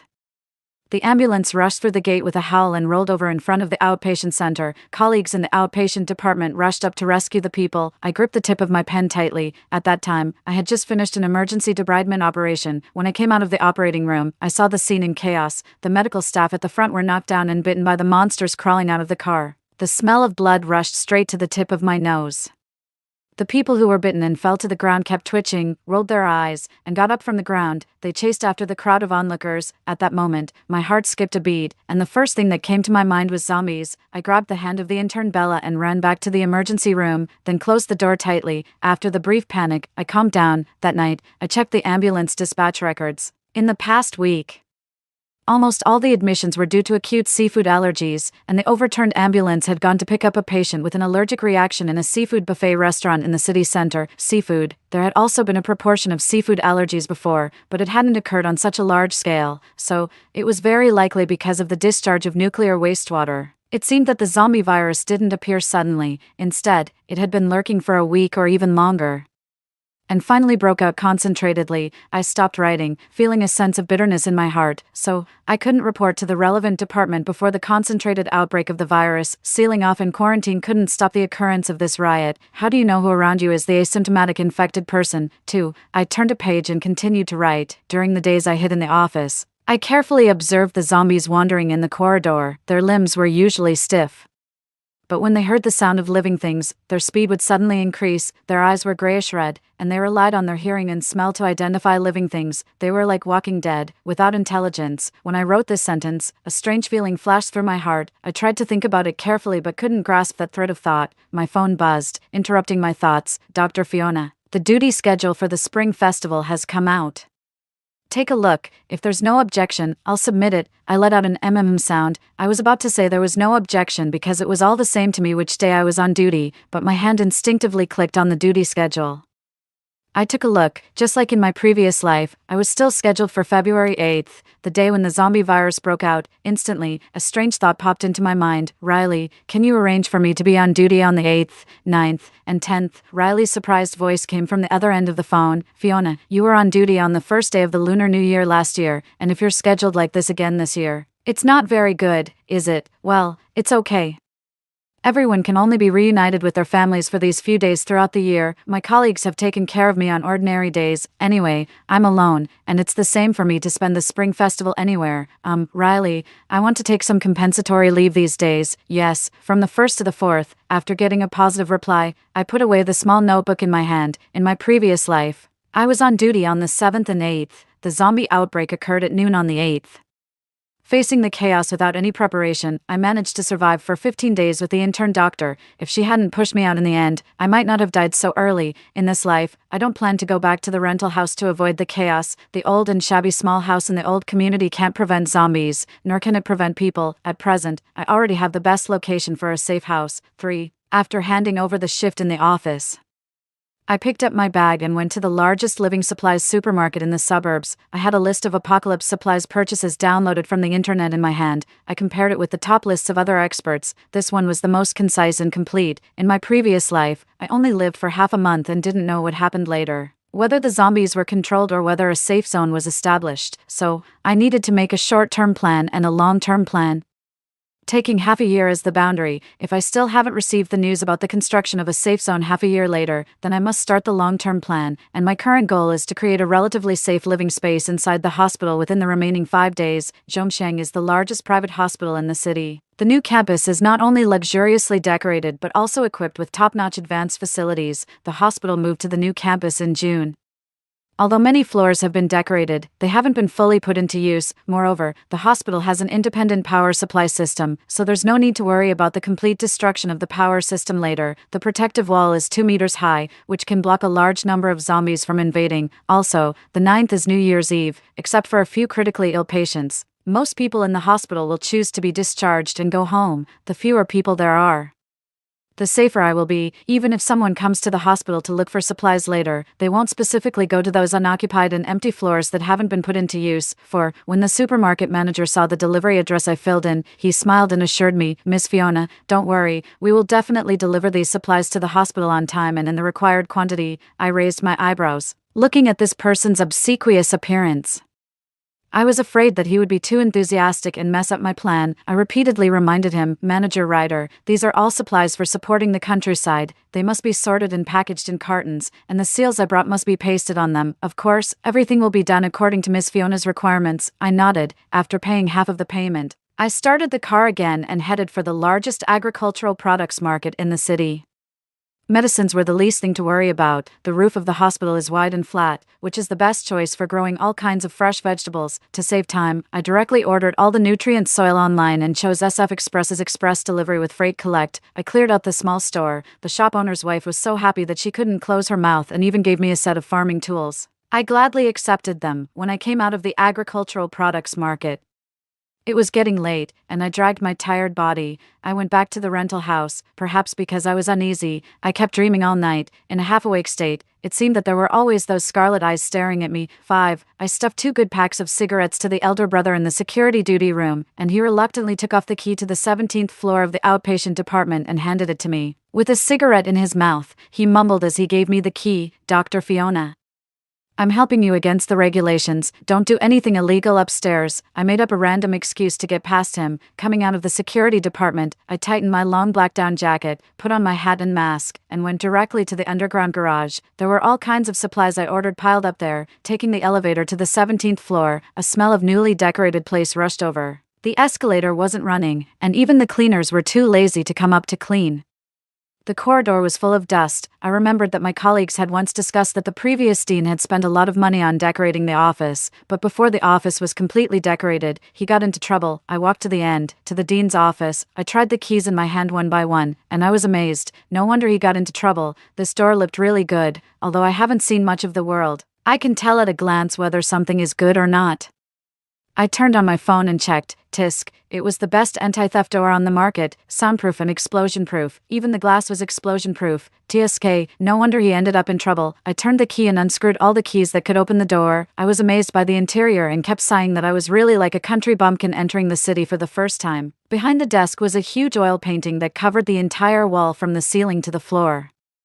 I was a bit confused. This couldn't just be an ordinary office. Next to it was the large conference room, but according to the distance I had just walked, the size of the two rooms didn't seem right. I squatted down and carefully groped in front of the computer desk. Suddenly, my fingertips touched a protrusion, my heart skipped a beat, and I gently pressed it. I only heard a click sound coming from behind me. I turned around. Under the hanging painting, a hidden small door slightly opened. Inside the small door was a complete restroom. There was a bathroom, a small kitchen, a bedroom, a storage room, and even a small artificial sunroom, but from the outside, the existence of this compartment couldn't be seen at all. I stood by the window and leaned over to look at the people coming and going outside. Coming out of the office, I walked downstairs floor by floor. By the way, I used the big lock I bought to lock the fireproof door on the 17th floor from the inside and outside, and I took advantage of the night to carry the supplies delivered by the supermarket upstairs batch by batch. The garage was empty, except for the faint green light of the safety passage sign. The only sound in the entire underground area was the sound of me moving and carrying things. These nights, I kept going back and forth between the upstairs and the garage. Every day, I classified and carried all kinds of supplies delivered to the 17th floor, but only a small part of the things in front of me had been moved. I thought they were too few when I bought them, but now I thought they were too many when I was moving them. The alarm clock rang. I was too tired to lift my head. I drank the water in the bottle in one gulp and my eyes fell on the electronic door in front of the garage. To ensure that there were enough parking spaces for the people in the hospital, the bottom of the garage was divided and an electronic fence was set up, which only allowed internal vehicles to use. Today was the 7th, and there weren't many people using the upper floors of the garage. On a whim, I walked up to the electronic door, picked up the fire axe beside it, and smashed the identification system completely. In this way, I could definitely stack some of the supplies here. Don't put all your eggs in one basket. I walked to the fireproof door and directly locked it with the big lock. There was only a day and a half left before the zombie virus outbreak. 6. Coming out of the underground garage, the sun was rising little by little. The winter sun felt warm on my body. I walked past the outpatient building, out of the corner of my eye. I saw the person reflected in the glass door. My face was pale, and there were dark circles under my eyes. My black down jacket was covered with mud and dust, and my hair was messy. I was taken aback. What was the difference between me like this and the zombies in my previous life? I went straight to the bath center and washed myself thoroughly. I took a taxi to the largest shopping mall in the city. First, I had a hot pot to fill my stomach. After all, winter is the time to eat hot pot. The restaurant was bustling with people. I crouched in the corner and had my last dinner. Tears fell into the bowl with a pat sound and were swallowed by me along with the tripe, holding the credit card that had just had its limit increased in my hand. I first had an immersive SPA to take care of my dry and yellowish skin. The skincare products I was reluctant to buy before, I bought them. Silk pajamas, I bought them. Expensive gold jewelry, I bought them all. I sent all the things I bought to the hospital and then returned to the small rental house. There was nothing else left in the house except a few pots of half-dead strawberries, blueberries, and tomatoes. I glanced at them. There was also a pot of cactus in the corner. It was green and shiny. I moved it to the car and took it to the hospital together. I carefully stepped into the elevator on the eve of New Year's Eve. The hospital was deserted. There was no one else except those on duty. I placed all the things properly and put the potted plants in the sunroom. The scallions and some small vegetables planted inside were slowly sprouting. After checking the reserves of all the things in the room, I lay down with peace of mind. Other things could be prepared less, but not water. I couldn't forget the suffocating feeling of my throat burning with dryness before I died in my previous life. The closer it got to the outbreak of the zombie virus, the calmer I became. I calmly took stock of the supplies and checked for any shortages and made up for them. In the early morning, those scarlet eyes in my dream kept swaying in the darkness. I struggled to wake up. On New Year's Eve, the sound of fireworks and firecrackers burst out everywhere. I got up from the small bed and stood by the window, watching the last scene of the world's fireworks, with smoke rising everywhere. 7 at 9 a.m. on February 8th. I stepped into the office on time and handed over the shift to my colleague. My colleague complained to me, "These days, there are all patients with seafood allergies. I'm so busy." I turned on the computer and looked at her with a smile. "Then you should go back and rest quickly. Don't waste time on the way." There were still 3 hours left before the zombie virus outbreak. I had just punched my time card when Bella trotted in, gasping for breath. She looked at me sheepishly and said, Dr. Fiona, I'm late today. Hearing the ambulance in the hospital being dispatched urgently, I sighed and turned to look at her. Didn't I inform you yesterday that interns don't need to be on duty? Perhaps because I had been ignoring her these past few days, Bella said cautiously. Dr. Fiona, I'm your student, so of course I should be on duty with you. After hearing what she said, I nodded indifferently. Bella is a local. She can still rush home for the New Year's Eve dinner after work. If it were normal times, I would definitely be pleased with her hard work and progress, but after what happened in my previous life, I have no intention of harming others, but good words can't persuade those who are determined to court death. If she wants to stay in the hospital, I'll naturally let her. It was 10:30. I became more and more anxious. The mouse in my hand was moving faster and faster. What was going on? Could it be that I had made a wrong judgment? Dr. Fiona, the nurse's loud shout came from the hall. I was startled and sat up, grabbed my phone, stuffed it into my pocket, and ran out. There was a young man covered in blood sitting on the wheelchair, Tanner. When I saw him, my heart skipped a beat. This injury was much more serious than in my previous life. I also urgently admitted Tanner, who was injured in a fire while on a mission, but at that time, he had just suffered a broken arm and wasn't this seriously injured at all. I rushed over and gritted my teeth as I looked at his leg with the flesh torn open. I didn't know if the bone was injured. Excessive blood loss had caused a brief shock. There was no time left. I turned to look at Bella and said coldly, "Go and ask the operating room to get ready. Hurry up, don't delay." Bella stood beside the elevator, scolded by me. She came to her senses and ran towards the stairwell. Hoo-hoo. The sound of the ambulance echoed in the distance. No, the elevator was slowly descending. I silently calculated the remaining time in my heart. Bang! A harsh sound of brakes and a collision came, causing my ears to ring. 10.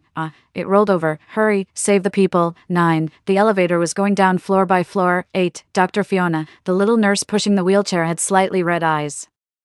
I stared at her somewhat unfocused pupils, and my voice trembled involuntarily. "You go and save the people first. Leave this to me." 7. The little nurse nodded stiffly, as if she had just come to her senses. Hesitantly, she let go of the hand pushing the wheelchair and turned to run outside. 6. Damn it, why are you biting my ass? Help. 5. Run. The corpse is biting people. 4. I pushed the wheelchair and quickly ran to the elevator door. 3, 2, Dr. Fiona.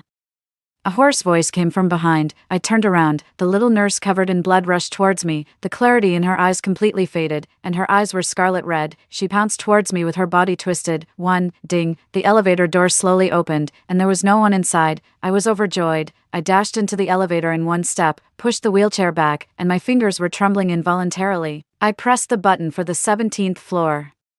The little nurse was getting closer and closer to me. Her twisted face was right in front of me, and the smell of blood on her body filled the narrow space. It was disgusting. The elevator door slowly closed, separating those pale eyes outside. I let out a sigh of relief, but my body still couldn't stop shaking. Leaning against the elevator, I watched the numbers jump up floor by floor. My gaze fell on the face of the unconscious person in the wheelchair. "Tanner, you're not very lucky in this life. I might only be able to save either your life or your leg." 8. In my previous life, Bella and I initially hid in the office, but the office was empty and couldn't last for more than 2 days. More and more zombies gathered in the hospital. Taking advantage of the zombies moving outside at night, I took Bella and quietly climbed into the small duty room. There were snacks and half a bucket of bottled water in it. Relying on those snacks and water, we managed to hold on for 10 days. That morning, I heard the sound of running in the corridor. I quietly lifted the small curtain on the door. My gaze met Tanner's, who was about to break in. He stared at me, smiled brightly, raised his hand and waved. I saw the plastic bag in his hand. There were some food and 2 bottles of mineral water in it. Perhaps there was too much pleading and rejection in my gaze. He nodded slightly, hung the plastic bag on the doorknob, and turned to run upstairs. Taking advantage of the zombies in the corridor being attracted away by him, I carefully opened the door and was about to take in the things he had placed on the doorknob. Unexpectedly, I was pushed hard by Bella behind me. I fell and rolled out. The sound was a bit loud, and it attracted the lagging zombies back. I quickly got up and dodged. Out of the corner of my eye, I only saw the curtain behind the door fall and sway gently, and I never saw that firefighter who smiled like the sunshine again. Coming back to my senses, the elevator stopped on the 17th floor. I leaned out and looked around. After making sure there was no one around, I quickly pushed the wheelchair out. I hid in the dean's office and took out the medical equipment I had prepared earlier. I tore open Tanner's pants and was stunned for a moment. Cough. Damn it, I wanted to slap myself. I was distracted at a critical moment. Debridement, hemostasis, bandaging, and giving a tetanus injection. After this series of operations, Tanner's face became even paler. I wiped the fine sweat on my forehead. Fortunately, the bone wasn't injured, although it looked terrifyingly bloody. It was just an ordinary minor operation. With great effort, I moved him to the camp bed and let him lie down. The world outside the window was already in chaos. Tanner, you're lucky in this life. Exhausted after a day, I got into the quilt in the small room and fell into a deep sleep. When I woke up, it was already 9 p.m. and the streetlights in the city turned on time. It was silent outside the window. I was stunned for a moment. I lifted the quilt and pushed the door open. Tanner had already woken up. He had struggled to get up at some point and was sitting in the wheelchair. When he heard my voice, he turned around. I was startled, took a step back, and immediately picked up the fire axe beside me. The person in front of me had slightly red eyes and a pale face. No way. Did I go through so much trouble to save a zombie? The person in the wheelchair was startled by my backward movement. He slowly turned the wheelchair and hesitated before saying, "Doctor." I stared at him intently. The shock in my heart subsided, and a layer of dense sweat oozed from the palm of my hand holding the axe handle. As if not getting a response from me, Tanner turned the wheelchair and stopped looking at me, following his gaze outside the huge floor-to-ceiling window. There were flames everywhere. The initial chaos had dissipated. On the bridge across the river, there were vehicles that were smashed and cracked everywhere, and thick smoke was rising. Zombies with broken bodies were wandering on the bridge, moving aimlessly along the road. Occasionally, when a vehicle exploded and caught fire, they would swarm over and surround it, roaring and screaming. The streetlights, which had been replaced with red festive lanterns, were dazzlingly red, wordlessly shouting about the devastation in front of them. Suddenly, a woman holding a child appeared on the road. Even from such a distance, I could feel the helplessness and fear on her, but there were mutated zombies all around her. Stirred up by the woman's movements, their actions became frenzied, and they surrounded and hunted her. The child in the woman's arms was dressed festively, and there were 2 hairpins shaped like Fua dolls in her hair. The zombies surrounded the woman by the bridge railing and pounced on her. The woman hugged the child tightly, reluctant to let go. She kissed the child's small face and jumped off the bridge resolutely. Tanner and I both rushed to the window, but we could only watch helplessly. Behind the woman were a series of zombies that jumped off the bridge following her, one after another. They fell into the river, splashing water everywhere. The despair and sadness on Tanner spread out, lingering in the room without lights on, seeping into my bones little by little, making me shiver uncontrollably. "What kind of world is this?" he murmured in a low voice. I wiped the tears from the corner of my eye and stared out the window. My hoarse and dry voice echoed in the room. "The end of the world." 10. Hiding in the office on the 17th floor with Tanner. We hardly had any other communication except for necessary conversations. There was no other reason. We simply weren't in the mood. In the afternoon, after I changed his dressing, the wound on his leg was gradually healing. With no seepage or inflammation, I gave him the medicine, and he reached up to take it and thanked me. "Dr. Fiona, sorry to trouble you." I nodded and cut off the excess bandage. "You can just call me Fiona in the future. I'm not a doctor anymore now." That day, he asked me why he woke up here. I told a lie, saying that I was operating on him when the virus broke out. In the critical moment, I remained calm and pushed him to the 17th floor. Bringing my thoughts back, I cleaned up the medical waste stained with blood on the floor, put it in a black garbage bag, and placed it in the corner. I went back to the cubicle and took out the small notebook to check the contents I had written down. February 9th. The news reported that the zombie virus had broken out comprehensively, especially severely along the coastal areas. Most houses were empty. The zombies downstairs wandered over, and more of them gathered. I was a bit confused. The smell of disinfectant in the hospital was very strong. Even if the remaining smell of blood spread out, it shouldn't attract so many zombies. Could it be that they thought they could still be saved and subconsciously came here waiting for treatment? February 13th? The smell of the corpses downstairs became stronger and stronger. Even the fresh air system in the office was useless. It made Tanner and me have tears in our eyes, and we felt nauseous when breathing. Each of us wore 3 layers of masks, and we communicated entirely by making gestures, half guessing. Damn it. Fortunately, it's winter and those zombies rot slowly. If it were summer, there's no point in struggling. We might as well be smoked to death directly. February 16th. 8 days have passed since the outbreak of the zombie virus. The flesh on the zombies began to fall off layer by layer. The psychological state that Tanner and I had established completely collapsed. We looked at each other, and even when we drank water, we felt like vomiting. On the zombies that rotted quickly, there was only a thin layer of brownish-black skin left. When I wrote this, I looked up. The misty white in the eyes of those zombies faded when they raised their eyes. Their 2 blood-red eyes were wide open, compared with before. Their speed was also getting faster and faster. I was worried. This situation didn't seem to have occurred in my previous life, or was it that I was trapped in the hospital at that time and didn't see more situations? February 23rd, 1 or 2 zombies began to wander in the corridor on the 17th floor. Tanner and I became more and more careful in our actions and dared not make any loud noises. I was worried that the fireproof door had been opened. If I didn't go out and close it, more zombies would wander up. I picked up the fire axe and wanted to go out and take a look, but Tanner stopped me. He pointed at his leg, indicating that his leg was fine now and he could go. I gave him an angry look and pointed at my 2 legs, wordlessly telling him, "If you go out, do you want the zombies to kick your lame leg hard?" Tanner raised his hand and made a V gesture at me, a V gesture, my ass. I frowned impatiently, lifted the curtain, and carefully observed. The 2 zombies with slow movements were not as fast as the emaciated zombies and were not a threat. I had dealt with zombies in my previous life, so I wasn't afraid. I gently pushed the door open, swung the axe, and chopped off the head of one zombie first. Ugh, the thick greenish liquid splashed all over me, making me retch uncontrollably. The magic attack was doubled, and it choked me so much that tears came out. The other zombie around the corner seemed to have been pressed the acceleration button. It twisted its body and pounced towards me. As it ran, the flesh on its body fell off. It's really an eyesore. God, it's ugly, perverted, and wretched. I raised my foot and kicked it hard. The zombie stood there, as if a bit stunned, looking at me innocently with its eyes wide open. What the hell? Don't act cute. I originally thought that with all my strength, it would be more than enough to kick a mindless zombie. But I was careless and actually didn't move it. Taking advantage of the zombie being stunned, I walked around behind it along the wall. Unexpectedly, the zombie grabbed my arm and pulled me in front of it forcefully. I resisted desperately, but I didn't have enough strength. I watched helplessly as its black and sharp teeth approached my neck. Damn it, while it was pressing me down hard, I gritted my teeth, let go of my hands, crouched down, and crawled under its arm. Then I raised my foot and ran.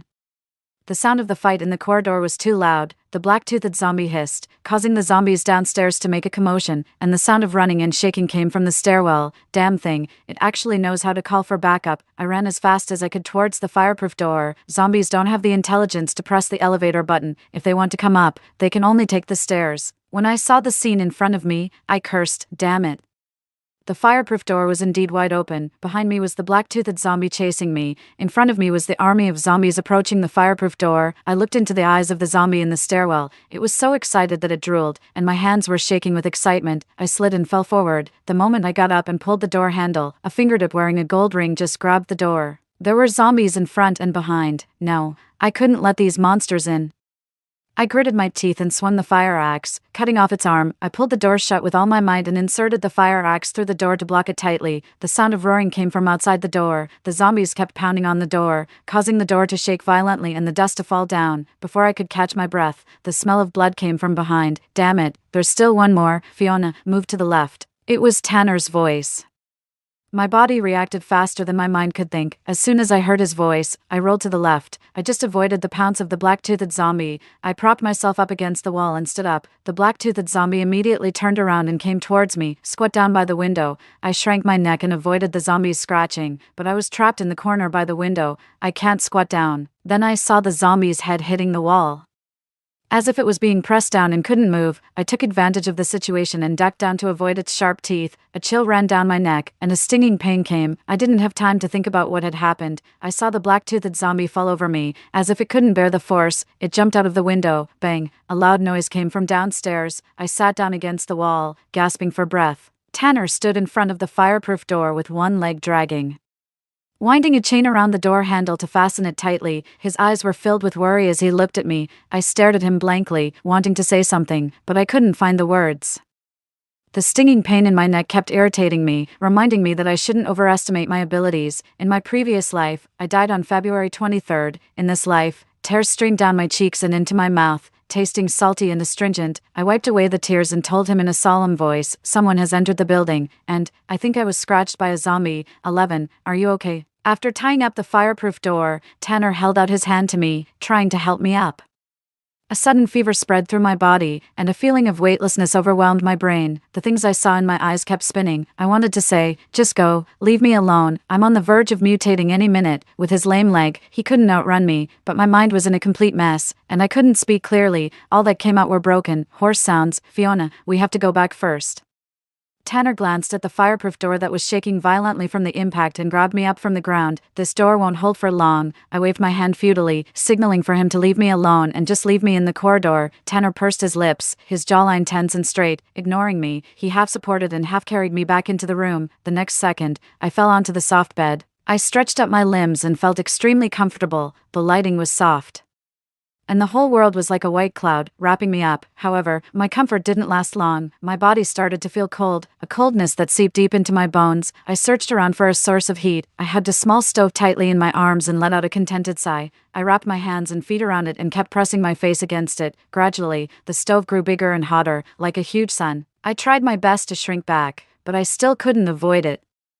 Feeling extremely hot and thirsty, I struggled with all my might. Then, I felt a chill on my forehead. I opened my eyes suddenly and grabbed hold of that coolness. I was in my cubicle, a familiar place. In my hand was Tanner's hand. He had one hand on my forehead, and the other hand was holding a thermometer, looking at it intently. When I opened my eyes, there was still a red mist in my eyes, but it quickly faded, and my vision became clear. Tanner, the moment I spoke.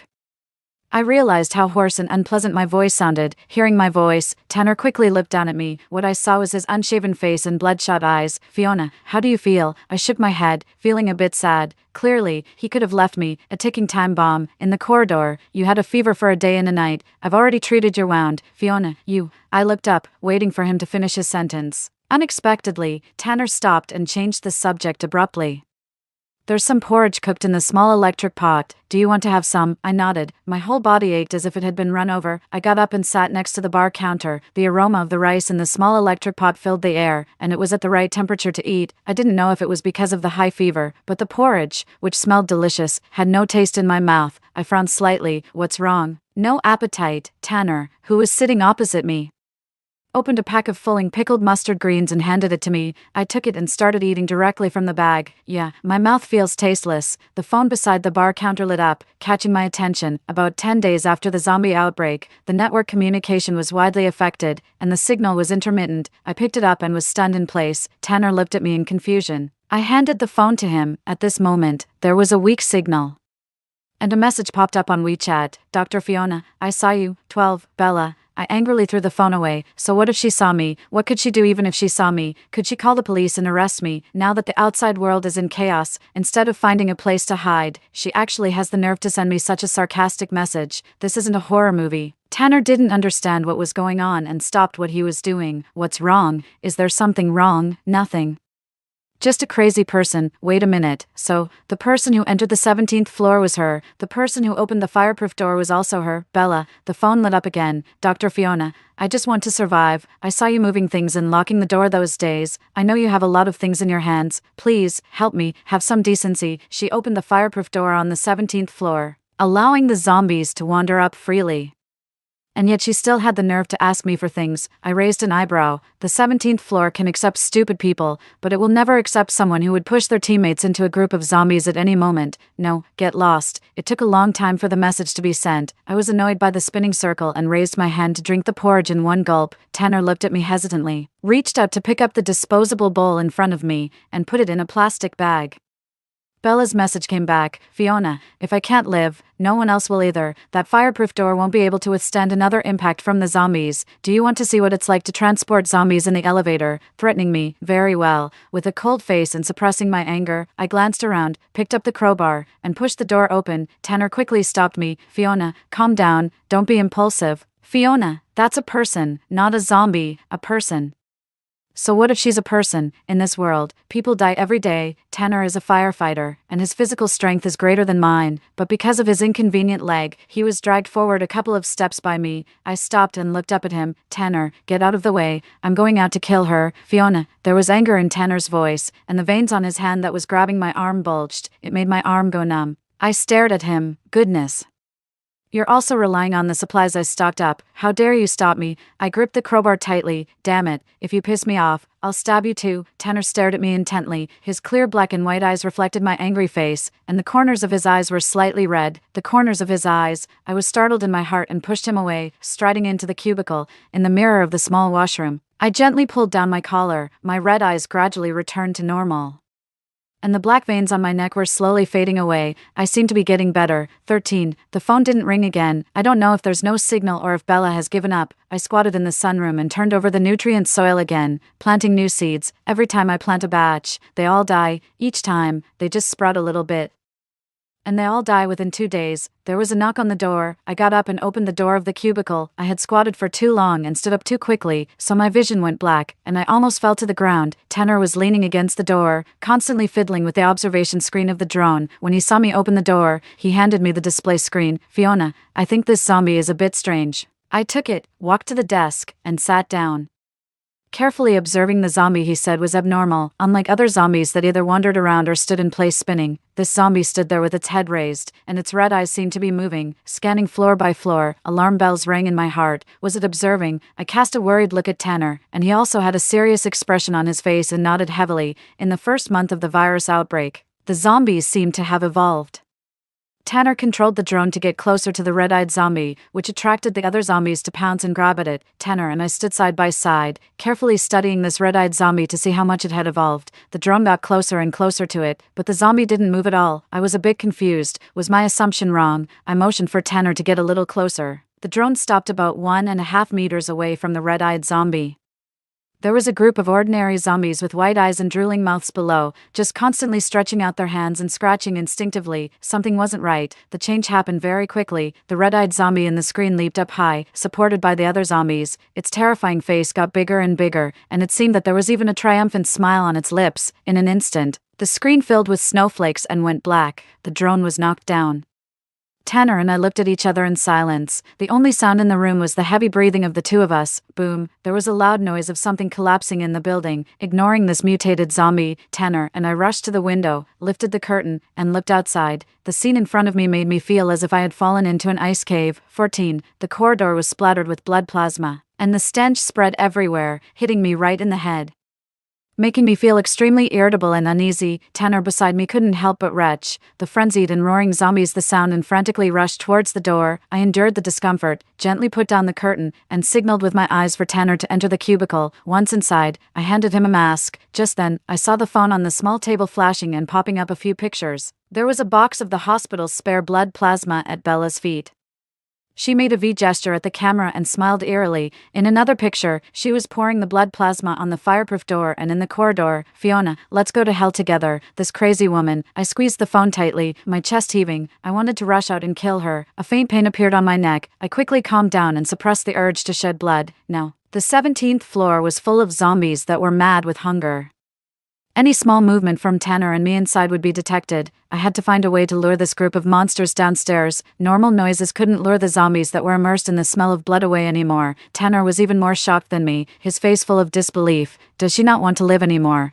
Not want to live? No, she wants to live more than anyone else. She's willing to drag others into the mud for this. I calmed down. "Bella, since you're willing to do anything to drag me to hell, then I'll give you a chance to live. What about the other drone?" Tanner stretched out his hand and pointed outside. I took out the list of the previously ordered supplies and tore off half of it with a swoosh. I carefully walked out of the cubicle, put the list and the key to the underground garage in a sealed bag, and tied it to the drone. Tanner understood what I was doing from my actions and controlled the drone to fly outside.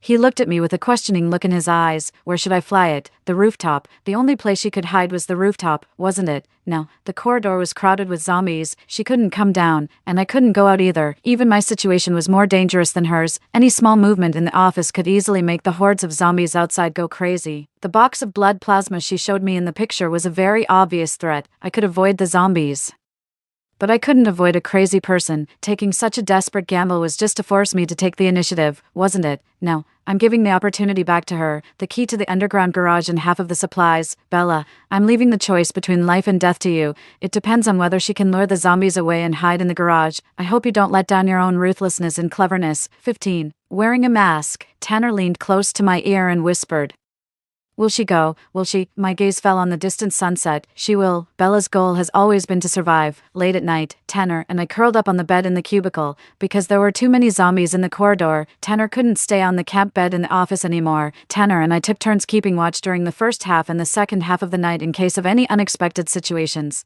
I was concentrating on listening to the sounds outside. It seemed that someone was knocking on the door. Oh my goodness, is it this exciting? I shook Tanner's shoulder to wake him up. Our eyes met. I signaled to him that there was a noise outside, and he also heard the strange knocking on the door. In the cold night, with the corridor crowded with zombies, there was actually a clear and rhythmic knocking on the door. Knock, knock, knock, knock, knock, knock. He took a small notebook and wrote a few words on it. "Your colleague." I shook my head. It shouldn't be. According to Bella's personality, if she successfully lured the zombies away, she would go directly to the garage. Why would she come and knock on the door? But if it wasn't her, who could it be? After the internet was cut off, the camera I placed in the corridor was useless. Gradually, the strange knocking on the door was drowned out by the earth-shattering sound of the zombies running. My eyes lit up. Bella has started to take action, taking advantage of the loud noise. I moved out of the cubicle and gently opened the window to let the drone fly out. Tanner was very skilled at controlling the drone. After flying out, the drone landed not far from the rooftop and captured Bella smashing bags of blood plasma onto the ground. The smell made the zombies jump down in groups. Soon, the zombies on the 17th floor dispersed completely. The corridor was dimly lit. The drone was far away, but it could still capture Bella groping her way downstairs. She first threw a bag of blood plasma into the building. After seeing that no zombies pounced out of the corridor, she quickly got into the elevator. Seeing this, I couldn't help but admire Bella's cleverness. Fortunately, it's only been a month. If it dragged on for a long time and the backup power was used up, the elevator wouldn't be able to operate even if it was in good condition. Help, don't bite me, save me, save me. Bella's heartrending cries came from the corridor. I was startled. Were there still zombies in the corridor? But in the image transmitted back by the drone, the corridor was indeed empty. Bella's voice grew weaker, and the corridor became quiet again. The unknown fear overwhelmed me, making me unable to control the restlessness welling up in my heart. I pushed Tanner. Who is controlling the drone? Tanner gave me a reassuring look, indicating that he understood, and slowly moved the drone forward. Under the night vision lens, the scene in the corridor was more clearly displayed. The elevator door opened and closed. Inside was Bella's mutating body, and a pair of red eyes, covered in blood, slowly lifted up. That mutated zombie. I was so scared that I immediately sat down on the bed, and my whole body couldn't stop shaking. The drone couldn't fly back. The sound would attract its attention. Tanner controlled the drone to stop on the opposite building. He patted the back of my hand worriedly and said, "Are you okay?" I withdrew my hand and shook my head. In my mind, the purple rice bread from my previous life and those red eyes automatically emerged. Looking into Tanner's worried eyes, I told him in a very, very low voice that I had once had a dream. In the dream, after I finished speaking, he showed a shocked expression, took my small notebook, and wrote on it.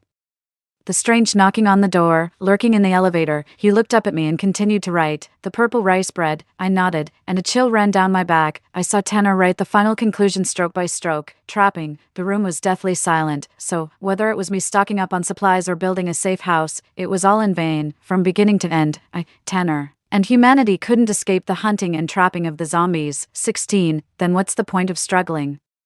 It's already very difficult to deal with mindless and ignorant zombies. Now there's a high-level zombie. My heart was as dead as ashes, calm, still, and as cool as if my heart was at peace. I pulled the quilt over my head. Let's just give up, lie down, and let things be. Tomorrow, I'll just scratch my arm and smear some zombie blood on it, get painlessly infected and turn everyone into zombies. Maybe if I get infected early, I can even become a high-level zombie. Then I'll command thousands of zombies and sweep everything. In reality, I was sneaky, but in my mind, I was killing zombies like crazy. I fell asleep in a daze, not noticing that Tanner, who was sitting by the small bed, stared at me for a long, long time. When I woke up, it was already noon the next day. This was the most peaceful sleep I had had in nearly a month. The sunlight shone into the room through the window. When I opened my eyes, I was a bit dazed. I felt like I hadn't seen such good sunlight for a long time. I pushed open the small door of the cubicle. Tanner was fiddling with that radio that had never made a sound again. These were all on the list I made when I stocked up on supplies. Fortunately, Tanner knew how to use it. Seeing me come out, he nodded at me as a greeting, wearing a mask. I couldn't see his expression clearly. The curtains by the corridor were pressed down tightly, so I couldn't see the situation outside. I tore open a bag of sandwiches, squatted in front of the floor to the ceiling window, and watched the zombies wandering in the courtyard downstairs while eating. Occasionally, some of them would look up, and their eyes were white and gray. Their dazed appearance was completely different from that of the red-eyed zombie. What exactly is their evolution mechanism? Is the appearance of the red-eyed zombie an accident or the final destination of all zombies? Knock, knock, knock. The sudden knocking on the door startled me, and I dared not chew the sandwich in my mouth. Could it be that the sound of me tearing open the packaging bag was too loud? Tanner stopped fiddling with the radio and looked at me amusedly. It came to knock on the door early in the morning. You just slept too soundly and didn't hear it. Oh, there aren't many such polite zombies these days, although this zombie has evolved a lot more than the others. It seems to only be able to imitate. It gets into the elevator, knocks on the door, and observes. It seems to be imitating human behavior. Imitate. I suddenly understood. So it had already discovered Bella and had been observing and imitating her actions. It was just because of the glass window that it couldn't catch Bella with its mobility, which gave Bella the opportunity to act. while Bella used the blood plasma bags to attract the zombies to surround the 17th floor. She also allowed this red-eyed zombie that had seen her before to enter the building smoothly, and finally it killed her in the elevator. I suddenly felt a numbness in my scalp. Fortunately, I had pasted a privacy film on the windows in the office early on, otherwise, being secretly observed and imitated by an evolving zombie was really creepy to think about. Can't it open the door? Not yet, in a few days. It's hard to say. After Tanner said this, he gave me a meaningful look. Was silent for a while, and then continued to fiddle with his radio. The sandwich in my hand had no taste at all. I gently walked to the window, lifted the curtain, and looked outside. After the red-eyed zombie knocked on the door, it disappeared. I knew that it should be curled up in the elevator now, waiting for the next prey. Military. Throughout the region, base, 17, what? A harsh rustling sound suddenly came from the radio. Tanner and I looked at each other, and we both jumped up and ran into the cubicle in unison. Tanner carefully adjusted the frequency, and finally, the clear voice of the announcer came out. Voice of West City, fellow citizens, our city has established a safe zone at the military base in the south of the city. Citizens with the conditions can drive there by themselves. The rest of the survivors can choose a conspicuous location and wait for rescue starting at 8 o'clock on March 1st. I was extremely excited and tightly grasped Tanner's hand. The safe zone. Tanner, the country has started to establish a safe zone. Tanner was also very happy, and his eyes looking at me were full of smiles. Since I discovered the red-eyed zombie, I no longer felt that the safe house I was huddled in was safe. The zombies outside were still evolving continuously. The red-eyed zombie had already learned to imitate. What about in the future? Sometimes, we still have to believe in the power of the country. March 1st, isn't that tomorrow? The rooftop of the hospital is the most conspicuous location. The current problem is how to quietly deal with the red-eyed zombie and get from the corridor to the rooftop. The speed and strength of the red-eyed zombie are much higher than those of ordinary zombies, as long as there is a sound of fighting. Other zombies will come at the sound. It must be a one-hit kill. Knock, knock, knock. The knocking on the door came again. I thought for a long time, looked up, and said in a solemn voice, Tanner, when it knocks on the door next time, let it in. I should be able to deal with it now. There were too few handy tools at hand. I picked and chose, and my eyes still fell on that crowbar, but the crowbar is okay for dealing with other zombies. For dealing with the red-eyed zombie, it's a long shot. Tanner saw me walking around the room. Finally, he reached out and stopped me. Fiona, if you were a red-eyed zombie, what would you do the moment the door is opened? What would I do? I suddenly reacted. 18. We got ready. Tanner and I looked expectantly with bright eyes for the red-eyed zombie to knock on the door. At 5 o'clock in the afternoon, it was getting dark. Knock, knock. The knocking on the door sounded on time. My palms were full of sweat. Success or failure depended on this move. I crouched behind the door, touched the doorknob, and gently turned it. The door was opened, and Tanner in front of the floor-to-the-ceiling window appeared right in front of the red-eyed zombie. The red-eyed zombie slightly tilted its head, let out a roar, and pounced towards Tanner's position. It was so fast, Tanner stood still on the spot. I almost couldn't control myself and shout. Before I could shout dodge, I saw the head of the red-eyed zombie fall neatly. Its body seemed unable to stop, and it rushed forward 2 steps due to inertia, then fell to the ground with a crash. Its decayed head rolled to my feet and opened its mouth in vain. There was no light in the room. Under the moonlight, thick liquid dripped from the thin kite string. I let out a sigh of relief. It's okay, let's go. The zombies are swarming up. I stood by the door and immediately noticed the movement of the running and roaring zombies downstairs. The roar that the red-eyed zombie just made, can these zombies be summoned by it? No, we couldn't wait until early tomorrow morning. If the zombies squeezed up, we wouldn't be able to get out of the office door. I rushed over and grabbed the prepared hiking bag, and ran towards the stairs with Tanner, who had reacted. The zombies had already rushed up. After seeing the two of us, their white and cloudy eyes seemed to shine, and they accelerated to chase us. I gritted my teeth and rushed forward desperately, secretly praying in my heart that Bella hadn't locked the door to the rooftop, otherwise, Tanner and I would be doomed here. Fortunately, the rooftop door wasn't locked. No, Tanner, who was covering the rear, couldn't control himself and fell forward. I didn't dare to be distracted. Out of the corner of my eye, I only saw his trouser leg being grabbed by a black claw. Damn it. I quickly turned around and smashed the crowbar down.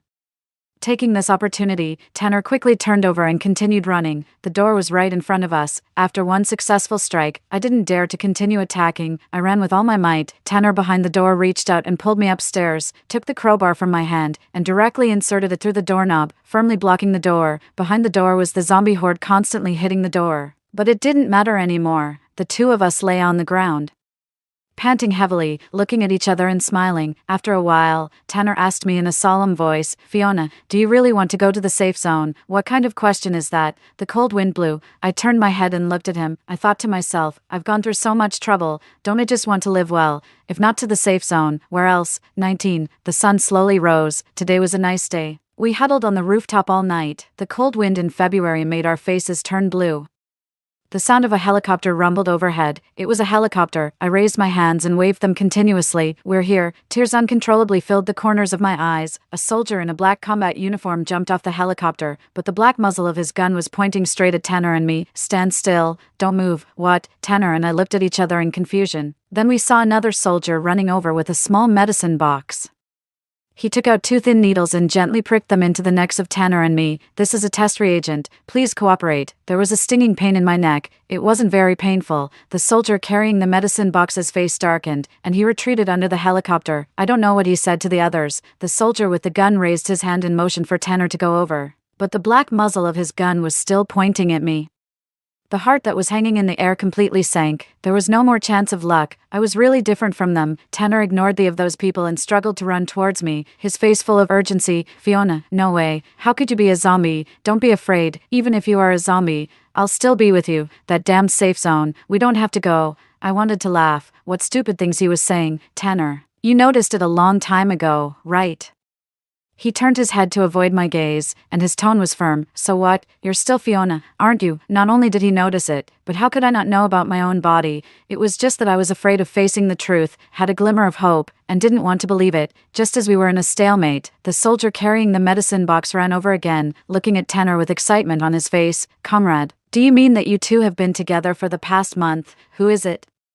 "Since 5th grade, the reagent detected that this female comrade is carrying the zombie virus, but she hasn't gotten sick or lost her mind." Tanner and I looked at the beaming soldier in front of us in confusion. He was so excited that he was at a loss. "That is to say, this, Fiona, her name is Fiona." The soldier nodded repeatedly and continued incoherently. "That is to say, the zombie virus has become mild in her body. The specific situation needs further testing, but, Comrade Fiona, our research institute needs you. The hope of vaccine extraction may be on you." 20. In early May, our country successfully developed a zombie vaccine. After injection, the probability of being infected with the zombie virus was greatly reduced. Since then, this global zombie outbreak, which was first established a safe zone and cleared the zombies by our country and developed a vaccine, has come to an end.